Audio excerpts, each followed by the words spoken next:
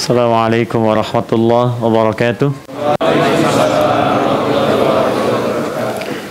Alhamdulillah wassalatu wassalamu ala Rasulillah wa ala alihi wa sahbihi wa man wala wa ba'du.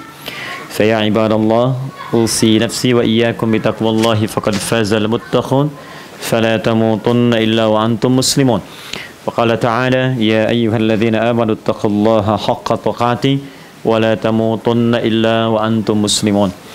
Saudara-saudariku, teman-teman sekalian, bersyukur pada Allah Subhanahu wa taala, malam hari ini kita masih diberikan kesempatan untuk hidup dan beraktivitas saat sebagian saudara-saudari kita sudah kembali kepada Allah Subhanahu wa taala sesuai dengan masa dan tugas hidupnya. Boleh jadi mereka lebih cepat kembali karena bekalnya dinilai cukup, kesalahannya begitu minimal sehingga bisa menutup nilai-nilai kebaikannya dari kekurangan-kekurangan yang telah dikerjakan. Kita mungkin masih butuh waktu untuk memperbaiki diri, mengumpulkan bekal sebelum kembali kepada Allah. Mudah-mudahan sampai malam hari ini semua aktivitas kita diberkahi dan diterima oleh Allah Subhanahu wa taala. Alhamdulillah, kita ada di masjid kebanggaan kita semua. Saya selalu merasa bahagia kalau sudah ada di sini, karena ada perjuangan yang sangat dalam, ada sinergi yang sangat indah dari KBRI sebagai perwakilan pemerintahan kita di sini yang menyajikan lahan untuk ada masjid ini, dari teman-teman KMWI, masyarakat Indonesia di sini sehingga terwujud masjid ini dengan biaya yang tidak sedikit, setidaknya ada 24 miliar. Semoga semua amal yang pernah tertanam di sini itu yang bisa meringankan hisab kita saat kembali kepada Allah Subhanahu wa taala. Ya, saya mohon ini bukan sekedar syiar ibadah, tapi simbol persatuan kita di sini. Maka jaga persatuan kita, jangan sampai terpecah belah, sinergi dengan baik, dan di situ kita akan temukan kenikmatan dalam berislam. Malam ini kita akan belajar berdiskusi tentang fikih muamalah. Jadi ada 3 aspek paling utama di dalam Islam yang akan terkait erat dengan aktivitas yang kita jalani, dan itu pasti mendapatkan penilaian di sisi Allah dan terkait erat nanti dengan karakteristik dan perilaku kita saat menjalani itu di bumi. Satu, ada yang terkait dengan kewajiban kita kepada Allah untuk membedakan antara Tuhan dengan hamba, antara Khalik dengan makhluk. Jadi kalau kita ingin tahu bedanya Khalik Allah dengan makhluk kita, maka Allah turunkan satu amalan yang dengan itu ditetapkan dan membedakan kita hamba dan dia adalah Khalik. Itu disebut dengan ibadah namanya. Ya, disebut dengan apa? Ibadah. Maka di sini muncul turunan-turunan ibadah dalam bentuk ritual seperti sholat misalnya. Kenapa sholat diwajibkan? Di antara hikmahnya, dari sekian manfaat-manfaat sholat, yang paling utama adalah untuk menegaskan dan membedakan antara Khalik dengan makhluk. Jadi kalau Khalik disembah, kalau makhluk menyembah. Jadi kalau kita mengatakan kita makhluk, maka apa buktinya kita sebagai makhluk yang menuhankan Allah? Maka salah satu buktinya Allah perintahkan kita untuk beribadah seperti sholat. Karena itulah kalau kita ingin menegaskan kita hamba dan Allah itu Khalik, maka buktinya terletak pada ibadah ritual kita.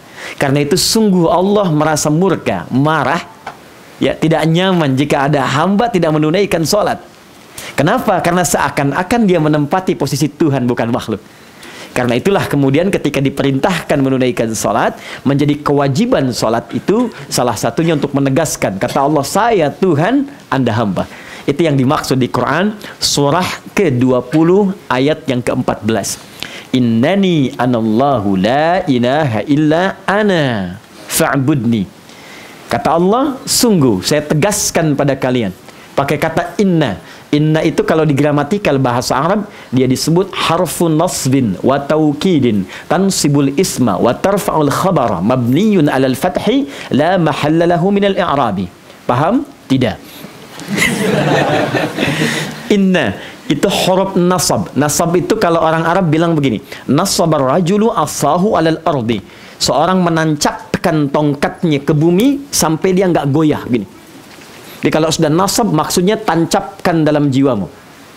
Kata Allah, hey, cara menerjemahkannya begini, tancapkan dalam jiwamu yang paling dalam, jangan goyah. Aku yakinkan padamu cuma aku yang Tuhan. La ilaha illa ana, tidak ada Tuhan selain saya. Engkau cari pun ke yang lain, engkau akan kembali kepadaku. Setelah engkau tahu aku Tuhan, fa'budni, maka mesti ada perbedaan antara Tuhan dengan makhluk. Bedanya sembah saya, kata Allah. Bagaimana cara menyembahnya? Maka diturunkan perintah yang pertama, ibadah. Wa aqimis sholata lidzikri, maka tunaikan solat untuk mengingat bahwa aku adalah Tuhan. Karena itu, jangankan kita manusia biasa, semua nabi dan rasul semua diminta solat. Even itu seorang nabi pun, rasul pun yang lebih istimewa dibanding kita masih solat. Anda silahkan cek, Nabi Musa solat, tadi ayatnya. Nabi Isa, Yesus, Mesias, solat. Quran surah 19 ayat 31 sampai 33. Nabi Zakaria, salat. Quran surah ketiga ayat 38 sampai 39. Nabi Ismail alaihissalam, salat. Bahkan meminta keluarganya salat. Quran surah ke-19 ayat 55. Wa kana ya'muru ahlahu bis-shalah. Kalau Anda urutkan dari Nabi Muhammad sampai Nabi Adam alaihimussalam jami'an, semua salat.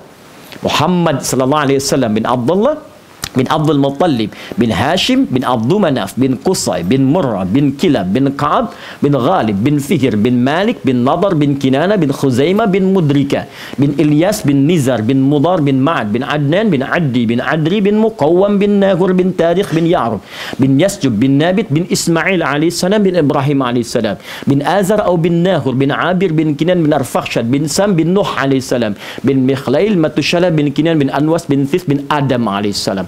Semua nabi salat dari Nabi Muhammad sampai Nabi Adam alaihissalam. Coba ulangi. Salat. Jadi kalau nabi saja yang dijamin surganya, rasul punya sifat maksum, dijaga dari maksiat, masih salat, dan Anda bukan nabi, bukan rasul, nggak mau salat, maka dipertanyakan penghambaannya kepada Allah. Karena itu, supaya salatnya benar, muncullah fiqih, disebut dengan fiqih ibadah. Dari sini muncul fiqih salat. Belajar kita sholat dengan benar. Nanti kita tempatkan di lain bab saat belajar tentang sholat. Ternyata bukan hanya, sholatnya yang penting sebagai seorang hamba. Begitu kita sholat, apresiasi diberikan oleh Allah. Langsung diberikan 5 keistimewaan yang tidak diberikan pada orang yang tidak sholat. Apa keistimewaannya? Nanti kita bahas lain waktu, karena sekarang bukan fikih ibadah. Sekarang fikih muamalah. Simpan dulu, nanti kita teruskan. Satu makhluk yang pernah dikutuk oleh Allah ketika tidak mau sujud, yaitu iblis namanya. Ketika diminta sujud atas perintah Allah, dia tidak mau.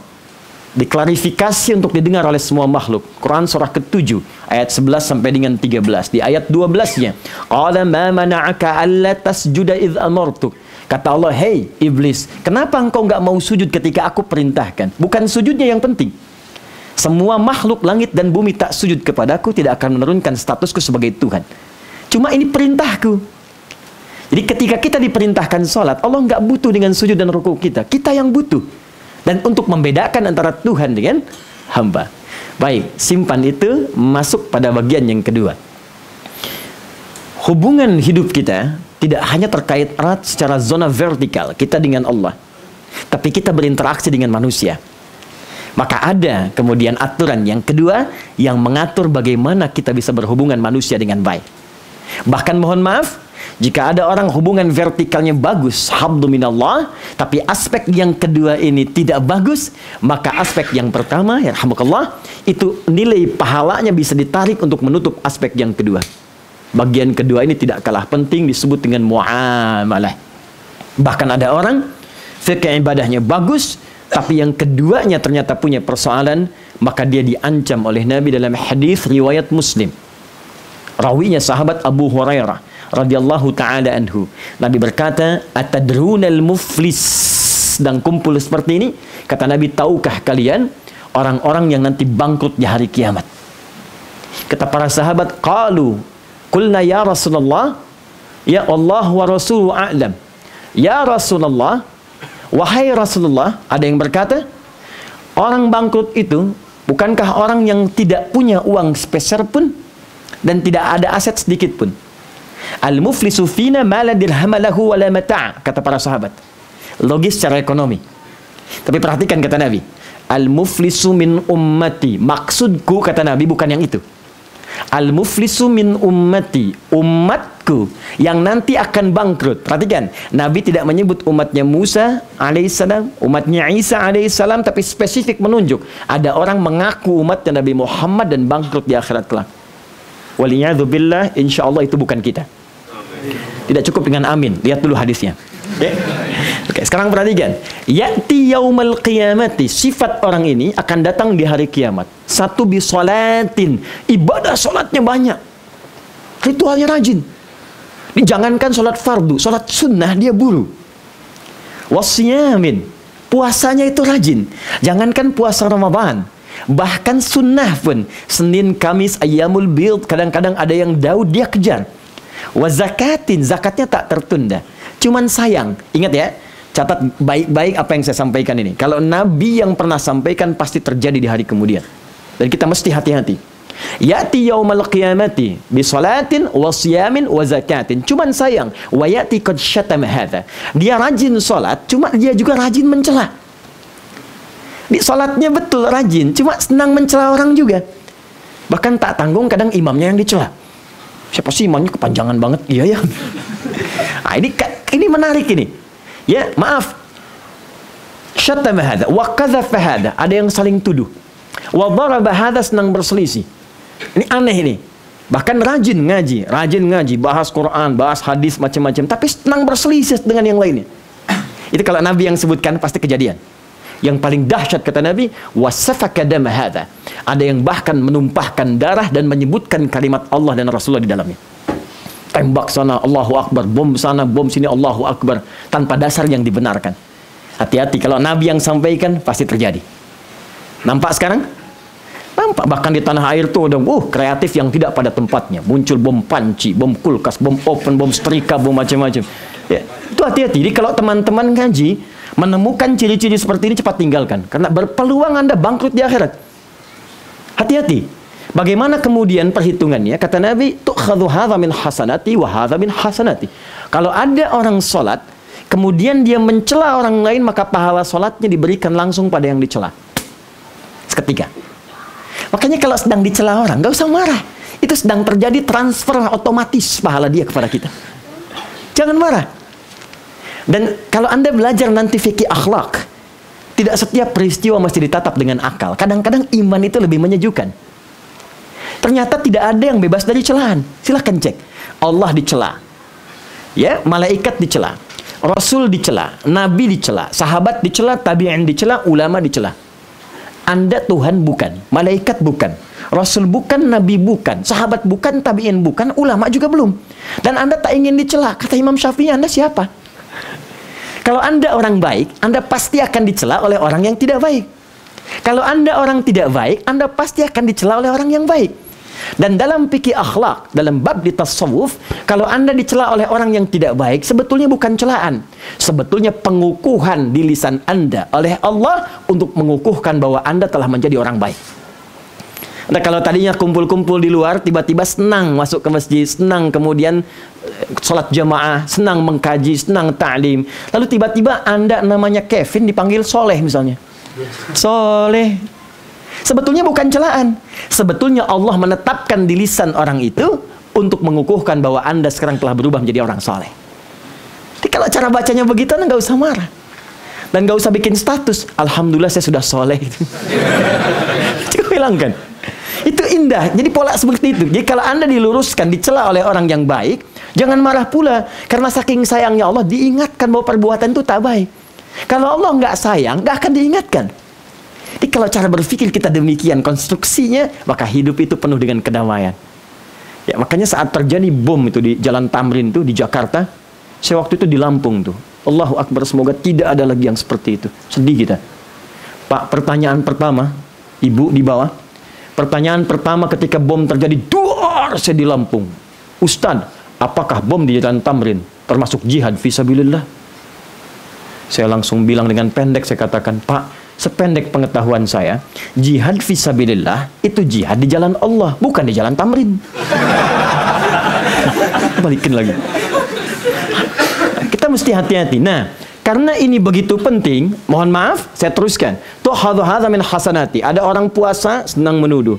Ada orang zakat gemar berselisih. Itu dipindahkan pahalanya. Fa in faniyat hasanatuhu. Kalau habis kebaikannya, tersisa keburukan belum selesai. Pernah fitnah orang, pernah dustakan orang, pernah bikin hoax, pernah macam-macam. Belum selesai itu. Maka dosa orang itu diambil, ditimpakan kepada pembuat buruk ini, faturiha finnar. Maka dicuci dulu dia di neraka. Saking pentingnya bagian kedua ini, maka turun banyak ayat membimbing bagaimana cara kita bermuamalah, berinteraksi dengan baik. Nah, yang kedua ini disebut dengan muamalah dan ada fiqhnya. Mengatur hubungan dengan makhluk secara horizontal. Disebut hablum minan. Nah, satu hablum minallah, dua hablum minan nas, babnya muamalah. Yang ketiga, cara menghiasi hubungan dengan Allah dan manusia, ada yang disebut dengan akhlak. Salat kewajiban, tapi bagaimana tampil berakhlak dalam salat? Pakaiannya bagus, Quran surah 7 ayat 31. Wudunya sempurna, Quran surah kelima ayat yang ke-6. Menghadap dengan khusyuk, Quran surah kedua ayat 45 sampai 46. Bagaimana menghadap Allah dengan sempurna? Di situ akhlak mengiringi ibadah. Bermuamalah dengan manusia, kata-kata jelas, tapi bagaimana mengucapkannya dengan indah? Kepada orang tua bagaimana? Kepada ayah ibu bagaimana? Kepada teman bagaimana? Sebaya bagaimana? Itu akhlak. Maka muncul yang ketiga disebut dengan fikih akhlak. Karena teman-teman memilih yang muamalah, maka saya spesifikkan malam ini hanya membahas satu saja, yaitu fiqhul muamalah, bab tentang bagaimana berinteraksi dengan sesama manusia. Itu mukaddimahnya, sekarang kita mulai intinya. Tadi baru mukaddimah, sekarang intinya. Jazakallah khair, makasih banyak. Baik, silakan. Jazakallah khair. Maaf, saya mau petakan waktunya supaya sesuai. Kita sampai jam berapa? Baik. Bebas, besok saya terbang, gak ada masalah. Terus habis subuh ceramah lagi gitu ya. Baik, bismillah. Ya kita pelan-pelan lah, setidaknya sampai jam 9 ya. Supaya nanti saudara-saudari kita kan praktek muamalah, tidak terganggu dengan mungkin kendaraan banyak yang keluar dan sebagainya. Oke, kita mulai. Prinsip dasar muamalah sesama manusia, pertama langsung diisyaratkan oleh Allah melalui penamaan manusia itu sendiri. Saya bergerak dari yang paling dasar dulu. Kalau paham roots-nya, kesananya akan lebih mudah.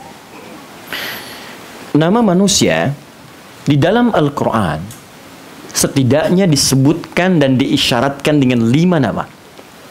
Ya, berapa nama? 5 nama. Dan nanti teman-teman menariknya 5 ini, turunannya di Pancasila. Tidak banyak orang tahu itu. Nanti masuk sebagian ke undang-undang. Karena nanti yang merumuskan Pancasila, diantaranya nanti ada orang-orang tua kita di masa lalu. Yang mereka ulama. Dan memberikan inspirasi. Nanti babnya luas, nanti kita bahas. 5 nama ini. 1, ada yang disebut dengan ins. Al-ins. Disebutkan 18 kali dalam Al-Quran. Ya, saya ilustrasikan saja ya. Karena kita tidak punya kesempatan menulis, terbatas. 18 kali disebutkan dalam Al-Quran pasangannya jin. Ya ma'syaral jinni wal ins. Wa ma khalaqtul jinna wal ins. Oke. 2, ada yang disebut bashar. 35 kali disebutkan dalam Al-Quran. Contoh, Quran surah ke-15 ayat 28. Wa idh qala rabbuka lil malaikati inni khaliqum basyara. Quran surah ke-18 ayat 110. Ya, qul innama ana basyarum mithlukum yuha ilayya. Bashar disebutkan 35 kali dalam Al-Quran. Ada yang ketiga, insan. Insan disebutkan 65 kali dalam Al-Quran. Bahkan disebutkan surahnya surah ke-76 surah Al-Insan. Hal ata 'alal insani hinum minad dahr. Wahyu pertama kalimat insan. Iqra bismi rabbikal ladzi khalaq. Khalaqal insana min 'alaq. Ar-Rahman 'allamal Qur'an. Khalaqal insan. 3. 4. Disebut dengan Bani Adam. Bani Adam 7 kali disebutkan dalam Al-Quran. Contoh Quran surah ke-7 ayat 31. Ya Bani Adam khudhu zinatakum 'inda kulli masjid. 5. Kalimat An-Nas, An-Nas disebutkan 241 kali dalam Al-Quran, bahkan menjadi nama surah penutup dalam Al-Quran dan surah paling favorit di muka bumi sampai saat ini. Qul a'udzu birabbin nas. Baik. Apa makna 5 nama ini? Kita mulai dari bagian pertama. Kita pelan-pelan fokus dengan baik. Bismillah. 1, Al-Ins. Disebutkan 18 kali dipasangkan dengan jin. Teman-teman sekalian, ada yang sangat menarik di sini. Ins ketika disebutkan selalu dipasangkan dengan jin. Selalu Anda analisis. Bahkan ketika jinnya dijamakkan jadi jinnah, insnya dijamakkan jadi nas. Minal jinnati wan ya ma'syaral jinni wal ins. Jin, ins, jin, ins. Ternyata setelah diteliti, Allahu Akbar, semua makna ini yang melekat pada keduanya itu saling kontradiktif, paradoks. Jin punya 3 arti, ins punya 3 arti, dan 3-tiganya saling berlawanan satu sama lain. Jin, kenapa disebut dengan jin? Pertama, jin memiliki arti sesuatu yang tersembunyi. Ins tampak. Nah, ini saya kasih rumus cepat ya. Tidak bermaksud mengajari, hanya share saja. Kalau ada di bahasa Arab dibuka kalimatnya dengan jim dan nun, itu pasti maknanya tak nampak, tersembunyi. Contoh, janin, perempuan punya janin, dibuka dengan jim dan nun. Kenapa disebut janin? Karena tak tampak dalam pandangan kasat mata kita, tersembunyi di balik rahim ibunda. Jannah, apa artinya jannah? Surga. Kenapa disebut dengan jannah? Karena belum tampak sekarang dalam pandangan kita. Jadi jin, jinnah, jannah, sesuatu yang tak tampak. Jin disebut jin karena tak tampak dalam pandangan. Cuman satu dari jim dan nun yang tampak, yaitu jun. Jin dan jun. Karena junnya ins. Baik, jadi ketika jin disebut dengan jin, Allah ingin menegaskan fitrah penciptaan jin itu tersembunyi. Jin itu fitrahnya nggak nampak, Pak. Itu fitrahnya. Jadi kalau ada jin melakukan penampakan, itu pasti jin sedang bermasalah. Itu rumus itu, pasti. Apalagi manusia yang cari-cari penampakan jin. Ingat itu. Jadi jin itu memang nggak nampak. Jadi kalau dia sedang nampak, itu sedang stres jinnya. Fitrahnya tersembunyi, dia nggak nampak, Pak. Makanya banyak hadis menyebutkan kalau ada manusia mengaku melihat jin, awas hati-hati, itu artinya sebetulnya sedang diganggu dengan jin. Ada yang mengaku saya lihat jinnya, ada jin ini, itu sedang terganggu dengan jin. Apapun gelarnya. Baik, kembalikan. Jin disebut jin karena tersembunyi. Manusia disebut ins karena tampak. Makanya ketika dia terlahir, terdengar suaranya, tampak fisiknya, wujudnya ada. Kan nggak pernah ada seorang ibu melahirkan, tangisannya kedengaran, bayinya nggak ada. Mana anak saya gitu kan? Pasti nampak. Makanya manusia dalam bermuamalah itu fitrahnya selalu nampak, Pak. Nampak, kelihatan. Nah, pengertian terbaliknya, kalau ada manusia yang senang sembunyi-sembunyi, ke rumah pulang sembunyi-sembunyi, ke kantor datang sembunyi-sembunyi, ke masjid datang sembunyi-sembunyi, bahkan ketemu Anda sampai sembunyi-sembunyi, itu artinya dia sama dengan, bukan saya yang bilang, ini nih. Sama, dia sedang punya persoalan. Dia sedang keluar dari fitrahnya. Kita itu biasa nampak, Pak. Itu sederhana, Pak. Diberi nama dengan ins, ibu di bawah, untuk menetapkan ini manusia nampak. Jangan cari banyak masalah dengan orang. Perbaiki hubungan yang baik-baik. Jangan sampai hubungan yang rusak ini menyebabkan kita sering sembunyi, nggak akan enak. Ya, buka WhatsApp sembunyi-sembunyi. Pasang status sembunyi-sembunyi. Baik, datang ke tempat sembunyi-sembunyi. Itu artinya Anda sedang punya masalah. Ada persoalan, uraikan itu. Baik, 1, awas hati-hati. Nanti kita turunkan lagi baik-baik dari sini, nanti babnya luas. Kita ambil highlightnya dulu. Jadi yang pertama, fitrah manusia disebut dengan ins, supaya ia membangun hubungan muamalah dengan perasaan yang gembira dan tampak. Kalau Anda tergerak untuk menyembunyikan sesuatu, maka ada persoalan yang perlu dituntaskan di dalamnya. 1. 2, ins berarti lembut, halus. Makanya yang makhluk halus itu bukan jin, antum. Saya, kita. Jin kasar. Maaf, jin kasar. Jin itu kasar, dia nggak punya kelembutan. Makanya kalau ada orang pun kemasukan jin, mustahil jadi lembut. Ada orang kemasukan jin datang ke sini langsung mengatakan, Ustadz mohon izin saya ikut ceramah ya. Mustahil. Mustahil. Kalau tidak mulutnya meracau, pasti sikapnya mengacau. Jin. Manusia tidak. Itu lembut Pak. Lembut. Bahkan yang ketiga, saking lembutnya dia cenderung pada kebenaran. Makanya maaf ya, sekasar-kasarnya orang gak mau dikasari. Ketika ada orang berkata yang tak baik, hatinya pasti akan menentang karena dasarnya lembut. Dia cukup jadi manusia untuk menjadi pribadi yang lembut. Walaupun dia belum beriman, tapi fitrah kebenaran dan kelembutan itu pasti ada. Makanya kalaupun non-muslim belum beriman, teman-teman Jepang kita misalnya yang ada di sini, itu pasti punya fitrah kelembutan. Kalau melihat satu kekerasan, hatinya menolak. Kalau melihat kemudian atau mendengar satu tindakan yang tak baik, pasti hatinya mengingkari. Kenapa? Karena itu fitrah. Fitrah. Ini yang disebutkan oleh Nabi, kullu mauludin yuladu 'alal fitrah. Di antara makna fitrah cenderung pada kelembutan dan kebenaran selain agama. Setiap yang terlahir itu sebetulnya lembut. Halus, baik. Cuman fa'abawahu lingkungan. Abawa itu jangan selalu diterjemahkan dengan ayah ibu, tidak. Karena ada orang lahir bapak ibunya sudah nggak ada. Bapak meninggal sebelum lahir, ibu meninggal saat lahiran. Bagaimana Anda bisa terjemahkan dengan bapak ibunya? Abawa itu bisa diartikan lingkungan sekitarannya. Karena ada bapak ibunya baik, begitu sekolah dapat lingkungan yang tak baik. Pengaruh tempat kerja yang tak baik. Pengaruh kawan yang tidak baik. Itu yang merubah dia itu dari lembut jadi kasar. Makanya nanti dalam Islam diturunkan bimbingan muamalah sejak anak itu tumbuh, maka ada fiqh bagaimana menuntun anak tumbuh dengan lembut dan baik.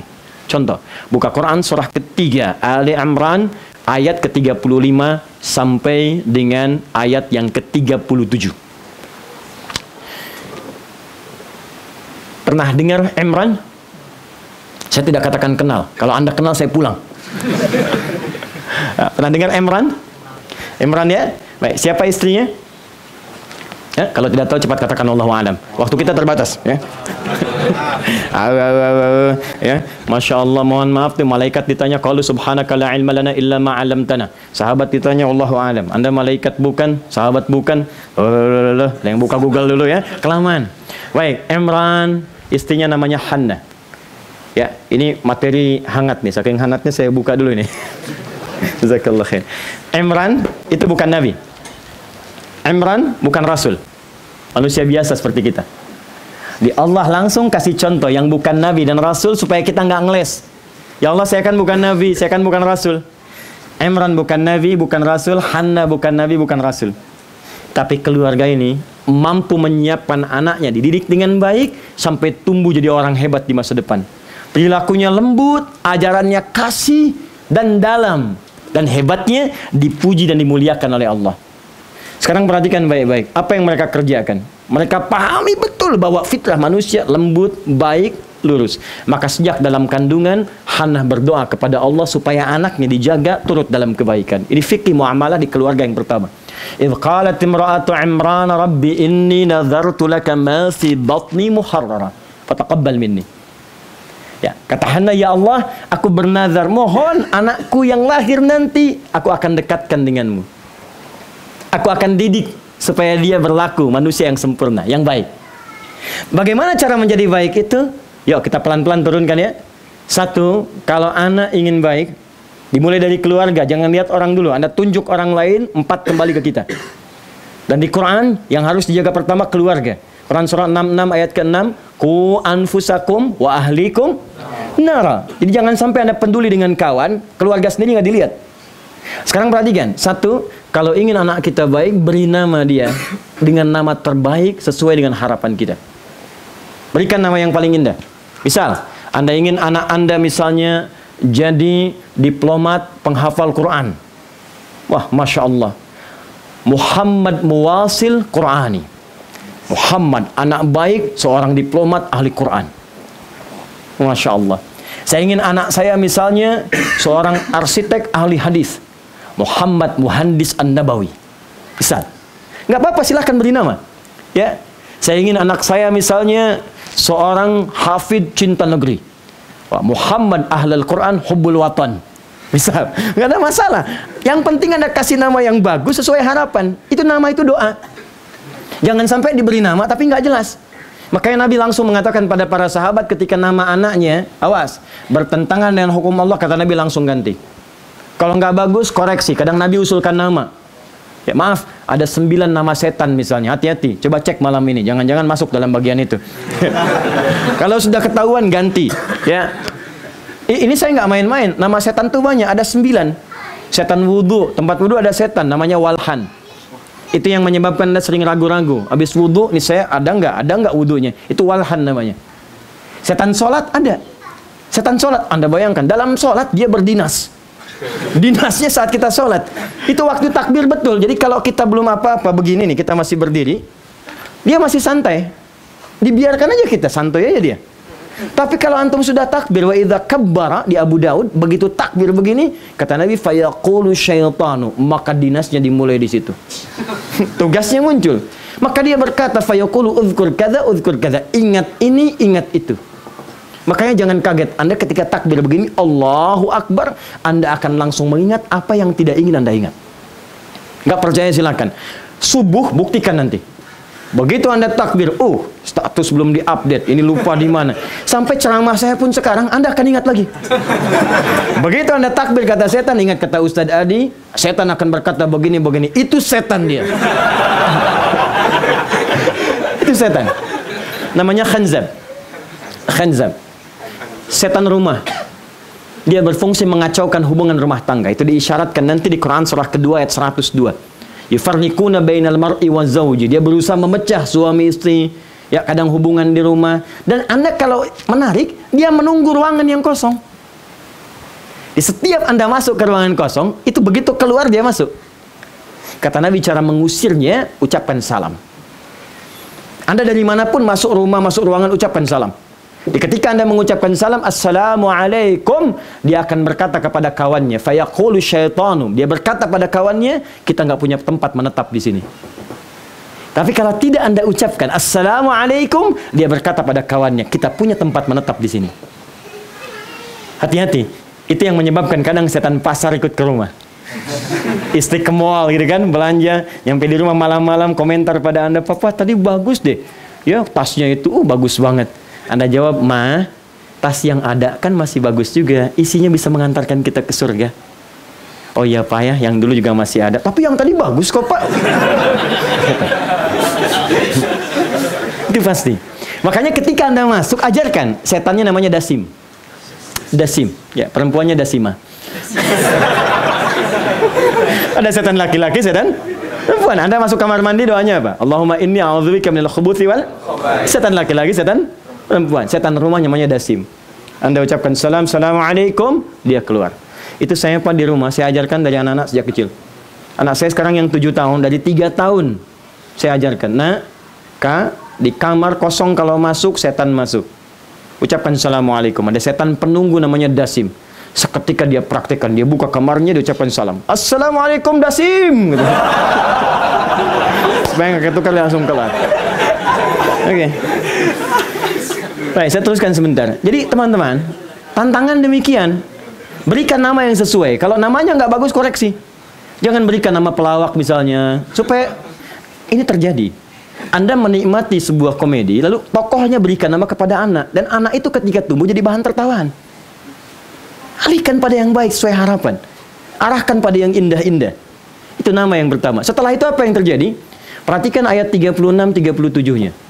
Berikan nama yang baik, sertakan doa. Saya mohon pada Anda, apapun pekerjaan kita, entah birokrat, diplomat, pengusaha, kensuse, teman-teman dan sebagainya, ketika keturunan itu ada, titipkan doa. Karena Anda saat di rumah bisa mengontrolnya, tapi saat keluar rumah siapa yang merawatnya? Titipkan pada Allah. Lalu cari guru yang baik. Ingat, pintar dan soleh. Ini pesan Quran. Maka Maryam ketika lahir diberi nama dengan Maryam sesuai harapan, diberikan guru pendamping namanya Zakaria. Zakaria itu orang paling pintar di zamannya dan soleh. Ingat, pintar plus soleh, nggak cukup pintar saja. Sekarang banyak orang pintar tapi karena nggak soleh, kepintarannya digunakan untuk hal-hal yang buruk. Ya, banyak sekarang, silahkan Pak, jangan dihalangi. Mau jadi misalnya insinyur silahkan, arsitek silahkan, diplomat silahkan, ahli tafsir silahkan. Tapi basicnya agamanya kuat. Diplomat yang hafal Quran, ya arsitek yang hafal Quran, insinyur yang hafal hadis, dampingi oleh orang yang baik.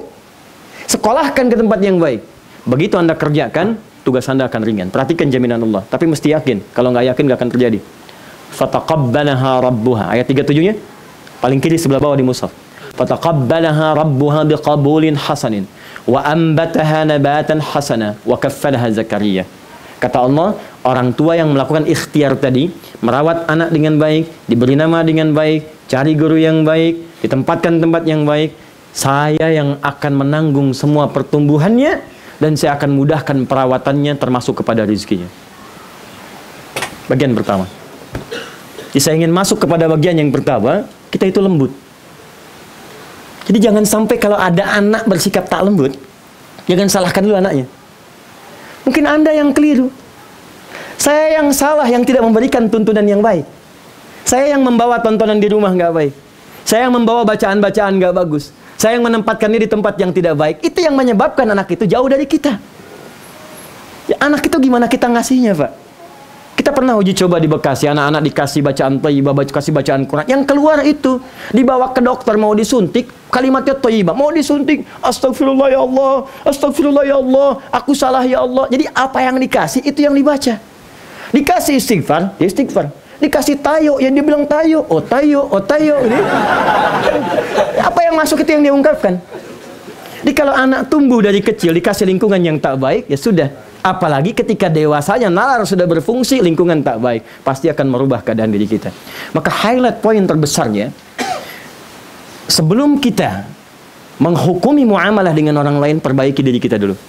Karena boleh jadi kita buruk itu bukan karena lingkungannya buruk, karena kita tak mampu menempatkan diri kita di tempat yang baik. Maka carilah lingkungan yang baik. Pekerjaan, cari orang-orang baik. Jauhi sifat yang tak baik. Rugi, antum berbuat tak buruk, buruk tuh rugi. Demi Allah saya katakan, jangan pernah terfikir berbuat maksiat yang kotor, karena rugi sendiri, capek sendiri.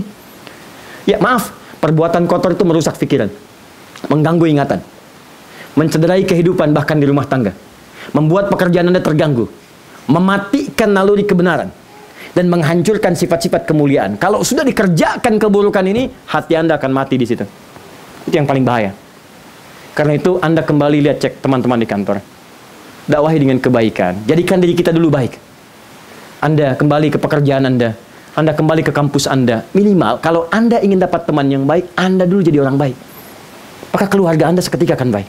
Saya sampaikan ini di Indonesia, kepada orang tua supaya berubah jadi baik, demi Allah. Sampai sekarang rekornya 100%. Ketika orang tuanya baik, seketika anak-anaknya Allah jadikan orang baik semua.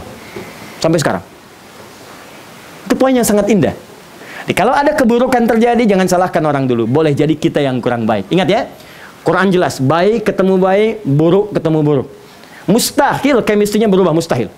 Anda kalau sudah baik, maka yang buruk akan keluar. Anda seringkali berkata yang baik, kosakata yang buruk sulit diucapkan di lisan. Begitu akan berkata, tak mampu Anda. Tapi kalau Anda terbiasa berkata yang buruk, yang baik tuh nggak punya kosakatanya. Makanya kiai ketemu kiai lagi, baik ketemu baik, assalamualaikum. Preman ketemu preman, nggak mungkin salam. Assalamualaikum akhi, nggak mungkin. Preman. Ya, kita tinggal kondisikan saja. Anda jangan menghukumi orang, kita mulai dari kita dulu. Di fikih muamalah sebelum keluar, dimulai dari aspek internal terlebih dahulu. Bagian pertama. Baik. Yang kedua, masih di ins. Fokus. Allah turunkan kemudian iman, dikorelasikan dengan ibadah, untuk membimbing aspek internal tadi supaya berperilaku baik dalam kehidupan. Apa di antara contohnya? Perhatikan baik-baik di sini. Tadi masih ins manusia. Ketika di dalam tubuh manusia diinstal dengan iman, masuk iman ke dalamnya, maka iman itu akan menjadi mercusuar yang memberikan sinar kepada seluruh anggota tubuh untuk berperilaku mulia. Sehingga dalam Quran tidak pernah Anda temukan, awas, fungsi tubuh yang disebutkan kecuali imannya disebutkan duluan di situ. Seakan Allah ingin mengatakan begini, beda orang beriman dengan yang belum beriman. Orang beriman itu iman dalam hatinya akan memancarkan arahan bimbingan kepada seluruh anggota tubuhnya untuk berperilaku baik dalam kehidupan. Karena itu setiap menyebutkan fungsi tubuh kita, iman disebutkan duluan. Yuk kita cek. Kita mulai dengan mata misalnya. Sebelum menyebutkan fungsi mata, disebutkan imannya dulu. Apa fungsi mata? Melihat. Belum lengkap. Kalau cuma melihat, kambing melihat, elang melihat, Dan tatapan elang lebih tajam dibanding kita. Elang naik ke udara, bukit, ke langit, anak ayam kelihatan. Anda naik ke langit lewat pesawat, anak sendiri tak nampak. Tapi mata elang tidak dihisap, mata kita dihisap. Quran surah ke-17 ayat 36. Wala taqfu ma laysa laka bihi ilmun innas sam'a wal basara wal fuada kullu ulaika kana anhu mas'ula. Hati-hati, jangan pernah ikuti sesuatu yang tak tahu Anda pengetahuannya, enggak tahu dasarnya. Sungguh, sumber informasi, pendengaran, penglihatan, plus akal kita akan ditanya di akhirat nanti. Sekarang perhatikan, ternyata fungsi mata itu, khususnya bagi yang beriman, bukan melihat. Bukan sekedar melihat, tapi melihat yang baik-baik. Kalau kita manusia, karena manusia itu baik, maka matanya pasti dipakai yang baik.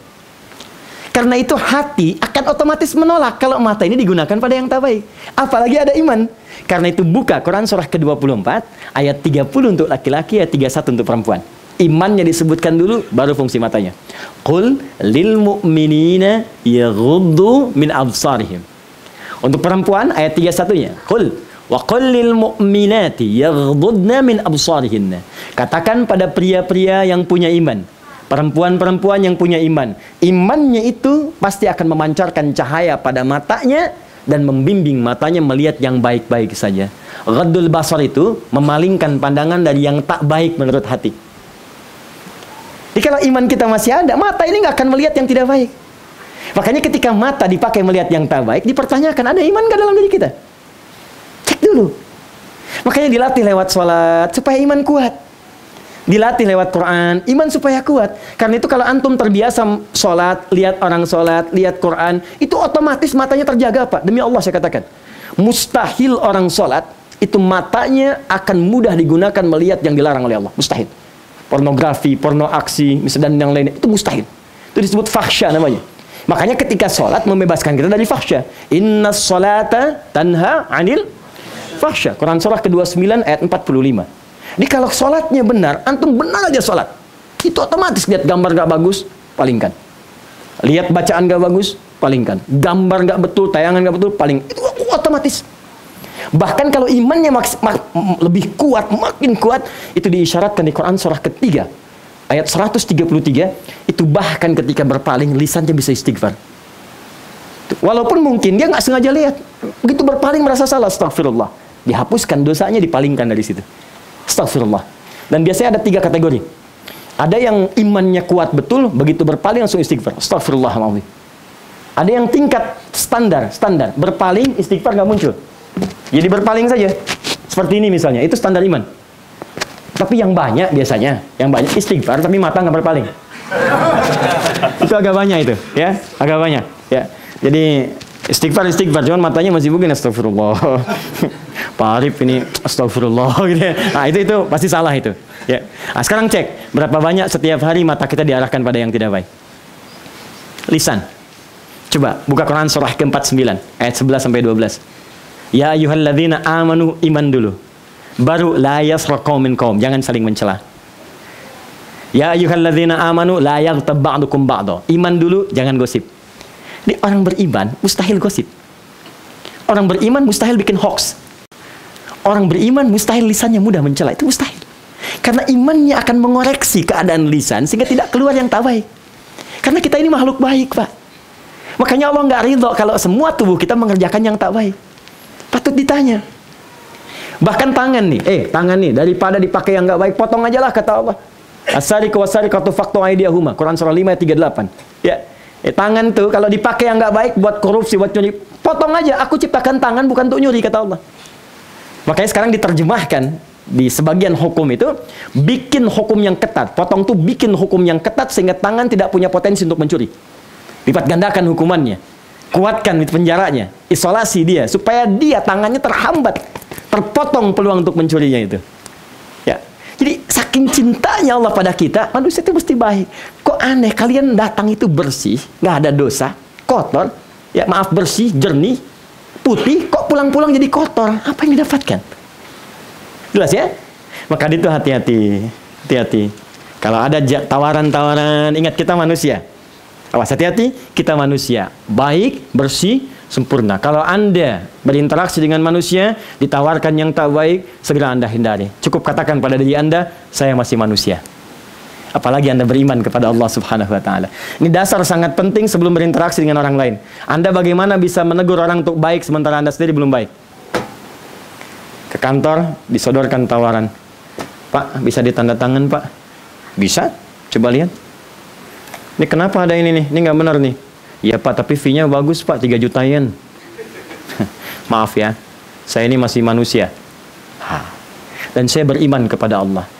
Jari ini jadi tahiyat, nggak akan pernah dipakai maksiat. Silahkan perbaiki. Top. Sudah Pak, kami perbaiki. Bagus. Kok nggak berubah? Fee-nya saya perbaiki Pak, jadi 5 juta yen.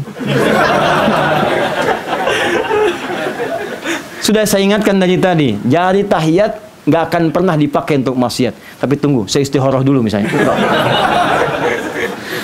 Maksiat nggak ada istikharah Pak, jauhi Pak. Bu ya, di bawah jauhi. Nah, ini bagian pertama, disebut dengan ins, menunjukkan kita orang lembut, kita orang halus. Jadi sebelum kita berinteraksi dengan orang lain, perbaiki dulu diri kita. Itu muamalah bagian pertama. Oke, yang kedua, saya agak cepat.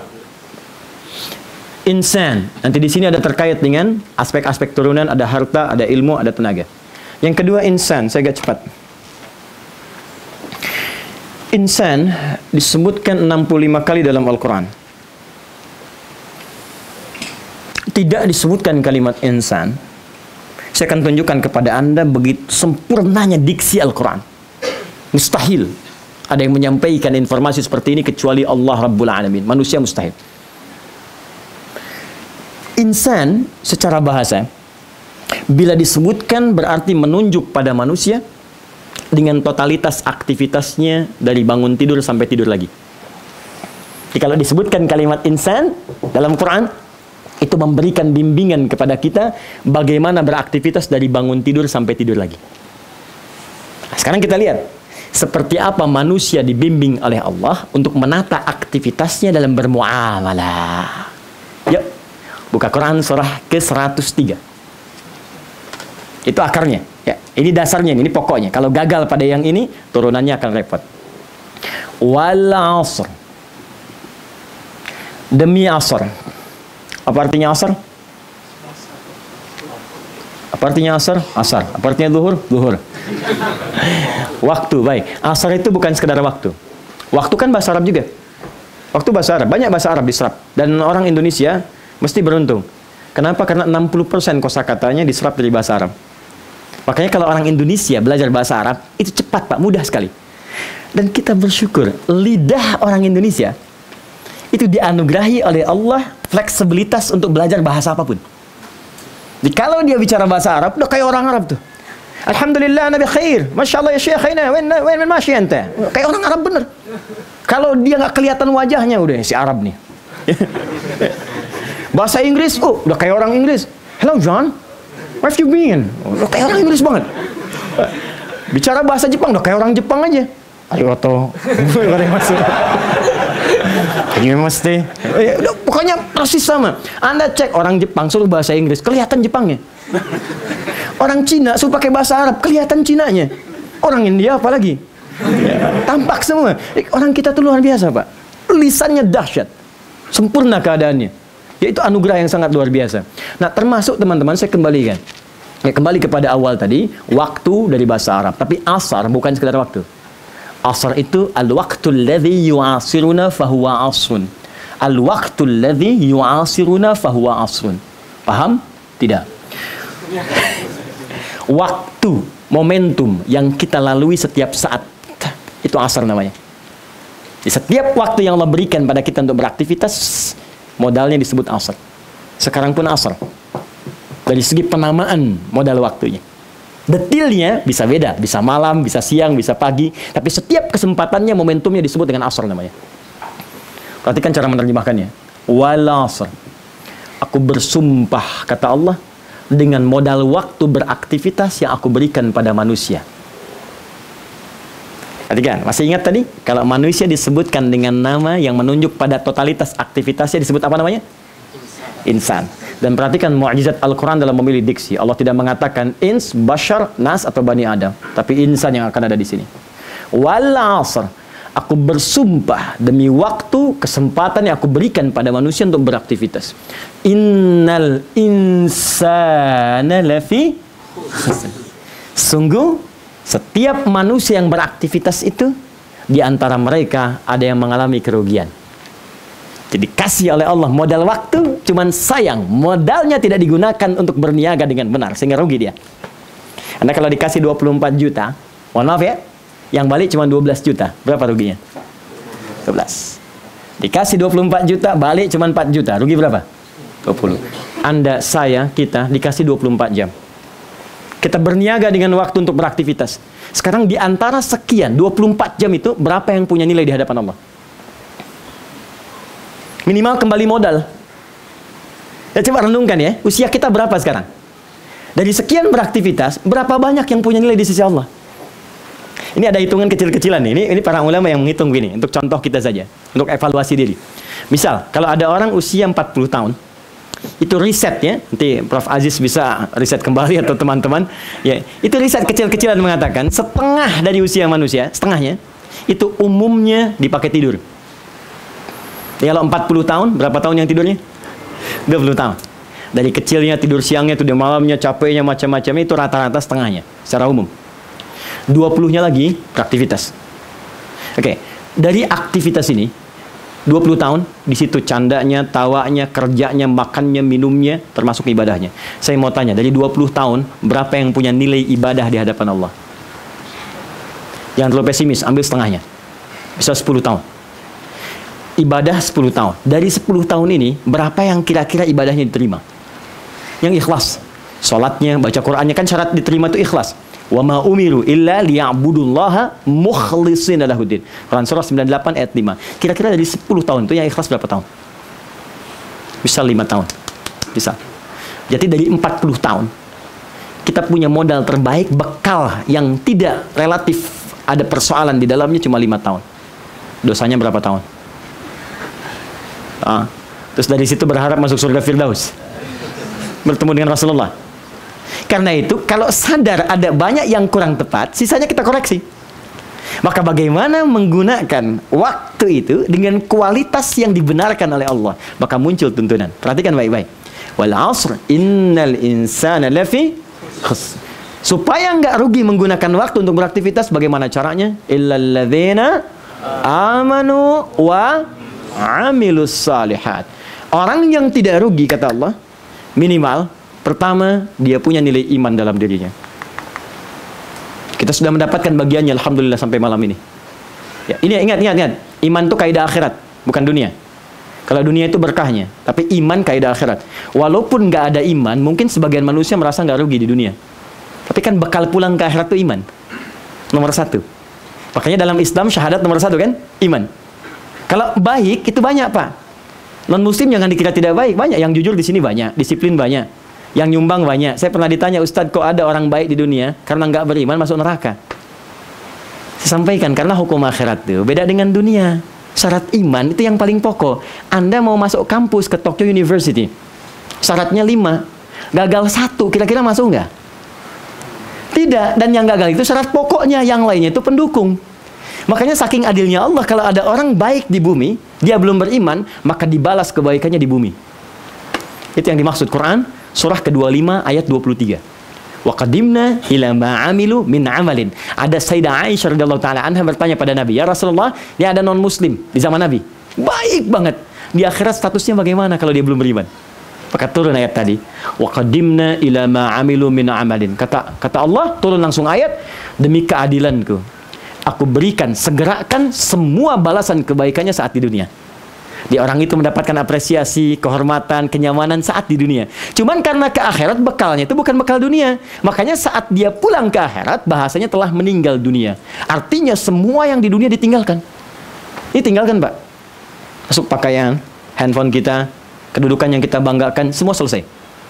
Demi Allah saya katakan, gelar ilmu, dari mulai gelar pendidikan sampai doktor, gelar pengajaran sampai profesor, dari mulai kedudukan setinggi-tingginya sampai yang paling tinggi, dari mulai tenaga apapun hilang, selesai. Sama gelarnya, almarhum, mutawaffa, masuk, selesai. Semua ditinggalkan.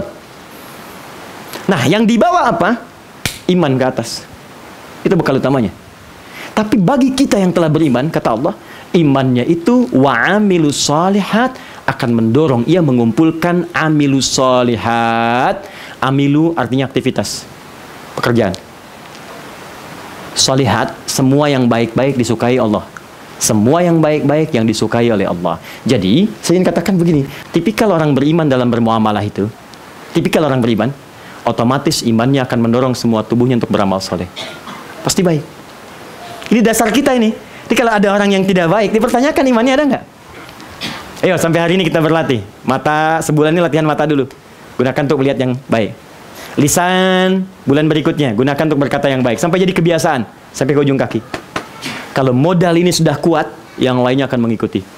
Maka ini rahasia pertama dalam muamalah, kata Allah, rencanakan kita semua dalam turunan kehidupan kita untuk bisa mengorganize semua aktivitas kita pada nilai-nilai yang baik yang disukai oleh Allah Subhanahu wa taala.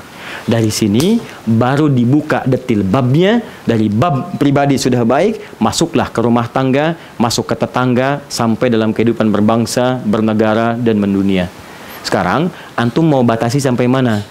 Di rumah tangga dulu, atau dengan tetangga, atau lebih luas dengan level masyarakat, atau level dunia? Satu babnya 1 jam. Oke, nanti kita berhenti dulu sebentar ya. Kita berhenti sebentar, kita diskusi. Kalau ada yang mau bertanya, nanti dipersilahkan. Tapi saya selesaikan satu bagian ini dulu. Saya simpulkan sebentar. Kalau kita ingin memulai bermuamalah, prinsip Quran pertama, perbaiki diri kita dulu. Jangan berbuat sesuatu yang memunculkan persoalan. Nanti kitanya yang gak enak, senang sembunyi, tidak tampak, gak nyaman, gak enak hati. Ya biasanya kita datang mereka senang, sekarang kita lihat mereka bubar, ya? Ngelihat kita juga gak enak, gak nyaman. Kedua, insan, bikin kurikulum aktivitas kehidupan dari bangun tidur sampai tidur lagi yang kira-kira dipandang baik oleh Allah. Ingat, kalau Allah yang sudah memandang baik, semua manusia akan mengatakan itu bagus. Karena nanti semua muamalah hukumnya universal. Semua manusia mengatakan baik. Silakan Anda cek. Beda ibadah dengan muamalah itu lain.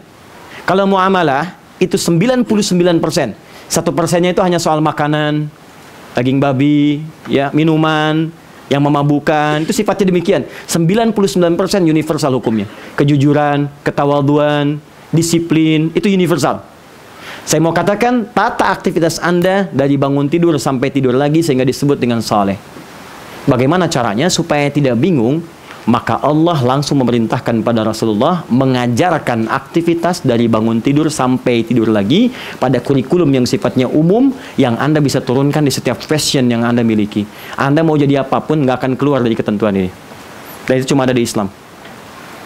Ya. Nah, ini ilmiah ya. Jadi kalau nanti ada sesuatu kita diskusikan. Saya punya perbandingan di referensi lain, termasuk kepercayaan lain. Saya suka baca-baca juga kitab-kitabnya. Saya bandingkan untuk meyakinkan bahwa Islam itu benar yang saya yakini. Lalu kita berdiskusi dengan penuh kelembutan. Sekarang tunjukkan pada saya, di kitab mana Anda temukan bimbingan hidup dari bangun tidur sampai tidur lagi? Kecuali di Islam. Dan bimbingan itu secara simpel, itu ada pada doa yang melekat pada setiap perbuatan.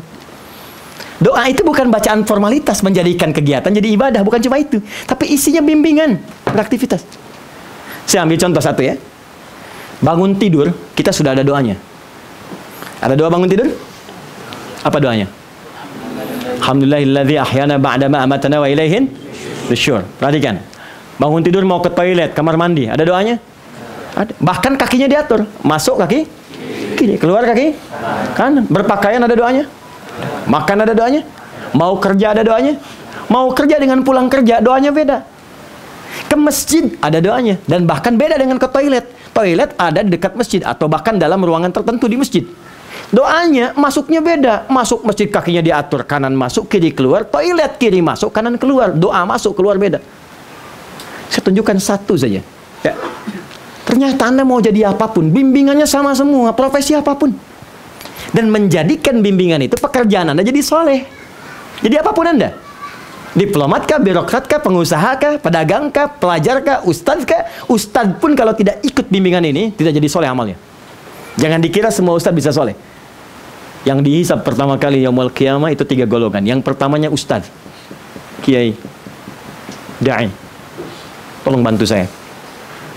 Terutama dalam faktor keikhlasan. Karena akan ditanya, bagaimana kamu berdakwah dulu? Maka mereka menjawab, kami berdakwah karenamu ya Allah. Kata Allah, kadzab. Ada kadzib, ada kadzab, itu beda. Kadzib itu sekali dusta. Kadzab terbiasa berdusta. Ternyata dibuka filenya. Nih, ditampakkan. Kamu itu ternyata gila popularitas. Kamu itu pergi hanya untuk mencari materi dunia saja. Memperkaya diri sendiri hanya untuk cari amplop saja. Itu saya tegaskan sekali lagi. Tolong kalau saya kesini jangan pernah berikan saya amplop. Jangan berikan isinya pun. Saya akan kembalikan. Ya, tolong jangan berikan. Apalagi Anda keluarga saya di sini. Nggak mungkin saya dakwah di keluarga saya meminta sesuatu, mustahil. Anda undang saya, jangan pikirkan apapun. Kalaupun ada sesuatu, saya akan beli tiket sendiri. Saya berangkat sendiri supaya hisab saya ringan di hadapan Allah Subhanahu wa Ta'ala. Insya Allah Allah cukupkan bagi saya, nggak ada masalah. Yang penting saya ingin hisab saya ringan di hadapan Allah. Lalu saya katakan begini, ya Allah, saya sudah datang ke Tokyo. Datang sendiri, pulang sendiri, nulis sendiri, ngapus sendiri, nerangin sendiri.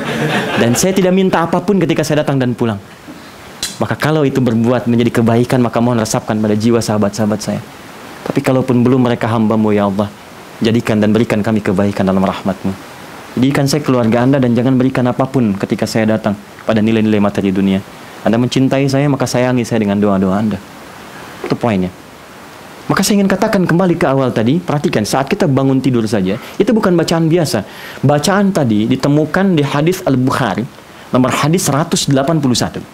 Riwayat Mu'adz bin Jabal dan Jundub bin Junadah radhiyallahu ta'ala anhuma. Tapi apakah hanya bacaan saja? Tidak, Anda cek lagi di Abu Daud nomor hadis 1367 dari Abdullah bin Abbas, Ibnu Abbas radhiyallahu ta'ala anhuma. Nih, teks hadisnya berbunyi begini, bima makna. An Ibnu Abbas radhiyallahu ta'ala anhuma, dari Ibnu Abbas, semoga Allah meridhai beliau dan kedua orang tuanya. Perhatikan kalimatnya. Kana an-nabiyyu sallallahu alaihi wasallam idza istaiqadha min naumihi. Ini semuanya universal. Adalah kebiasaan Nabi yang dicontohkan pada kita. Kalau bangun tidur ingin baik dan saleh, maka pertama fajalasa, beliau bangun duduk sebentar. Anda silahkan cek, riset dimanapun. Bangun tidur jangan buru-buru, duduk dulu kata Nabi. Awas, bukan sekedar bimbingan, tapi sunnah. Dikerjakan dapat pahala. Tapi nilai kebaikannya ada. Silahkan cek, bangun tidur langsung lari. Ah, tahu Anda. Bangun tidur langsung berdiri, capek. Bangun tidur kata Nabi, duduk dulu.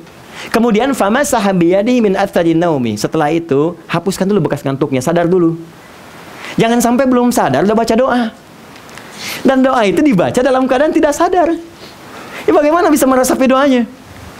Alhamdulillah, ayana, madama matana, ayana syur. Gini, memang bangunnya jam 3, tapi begininya bangun lagi jam 7.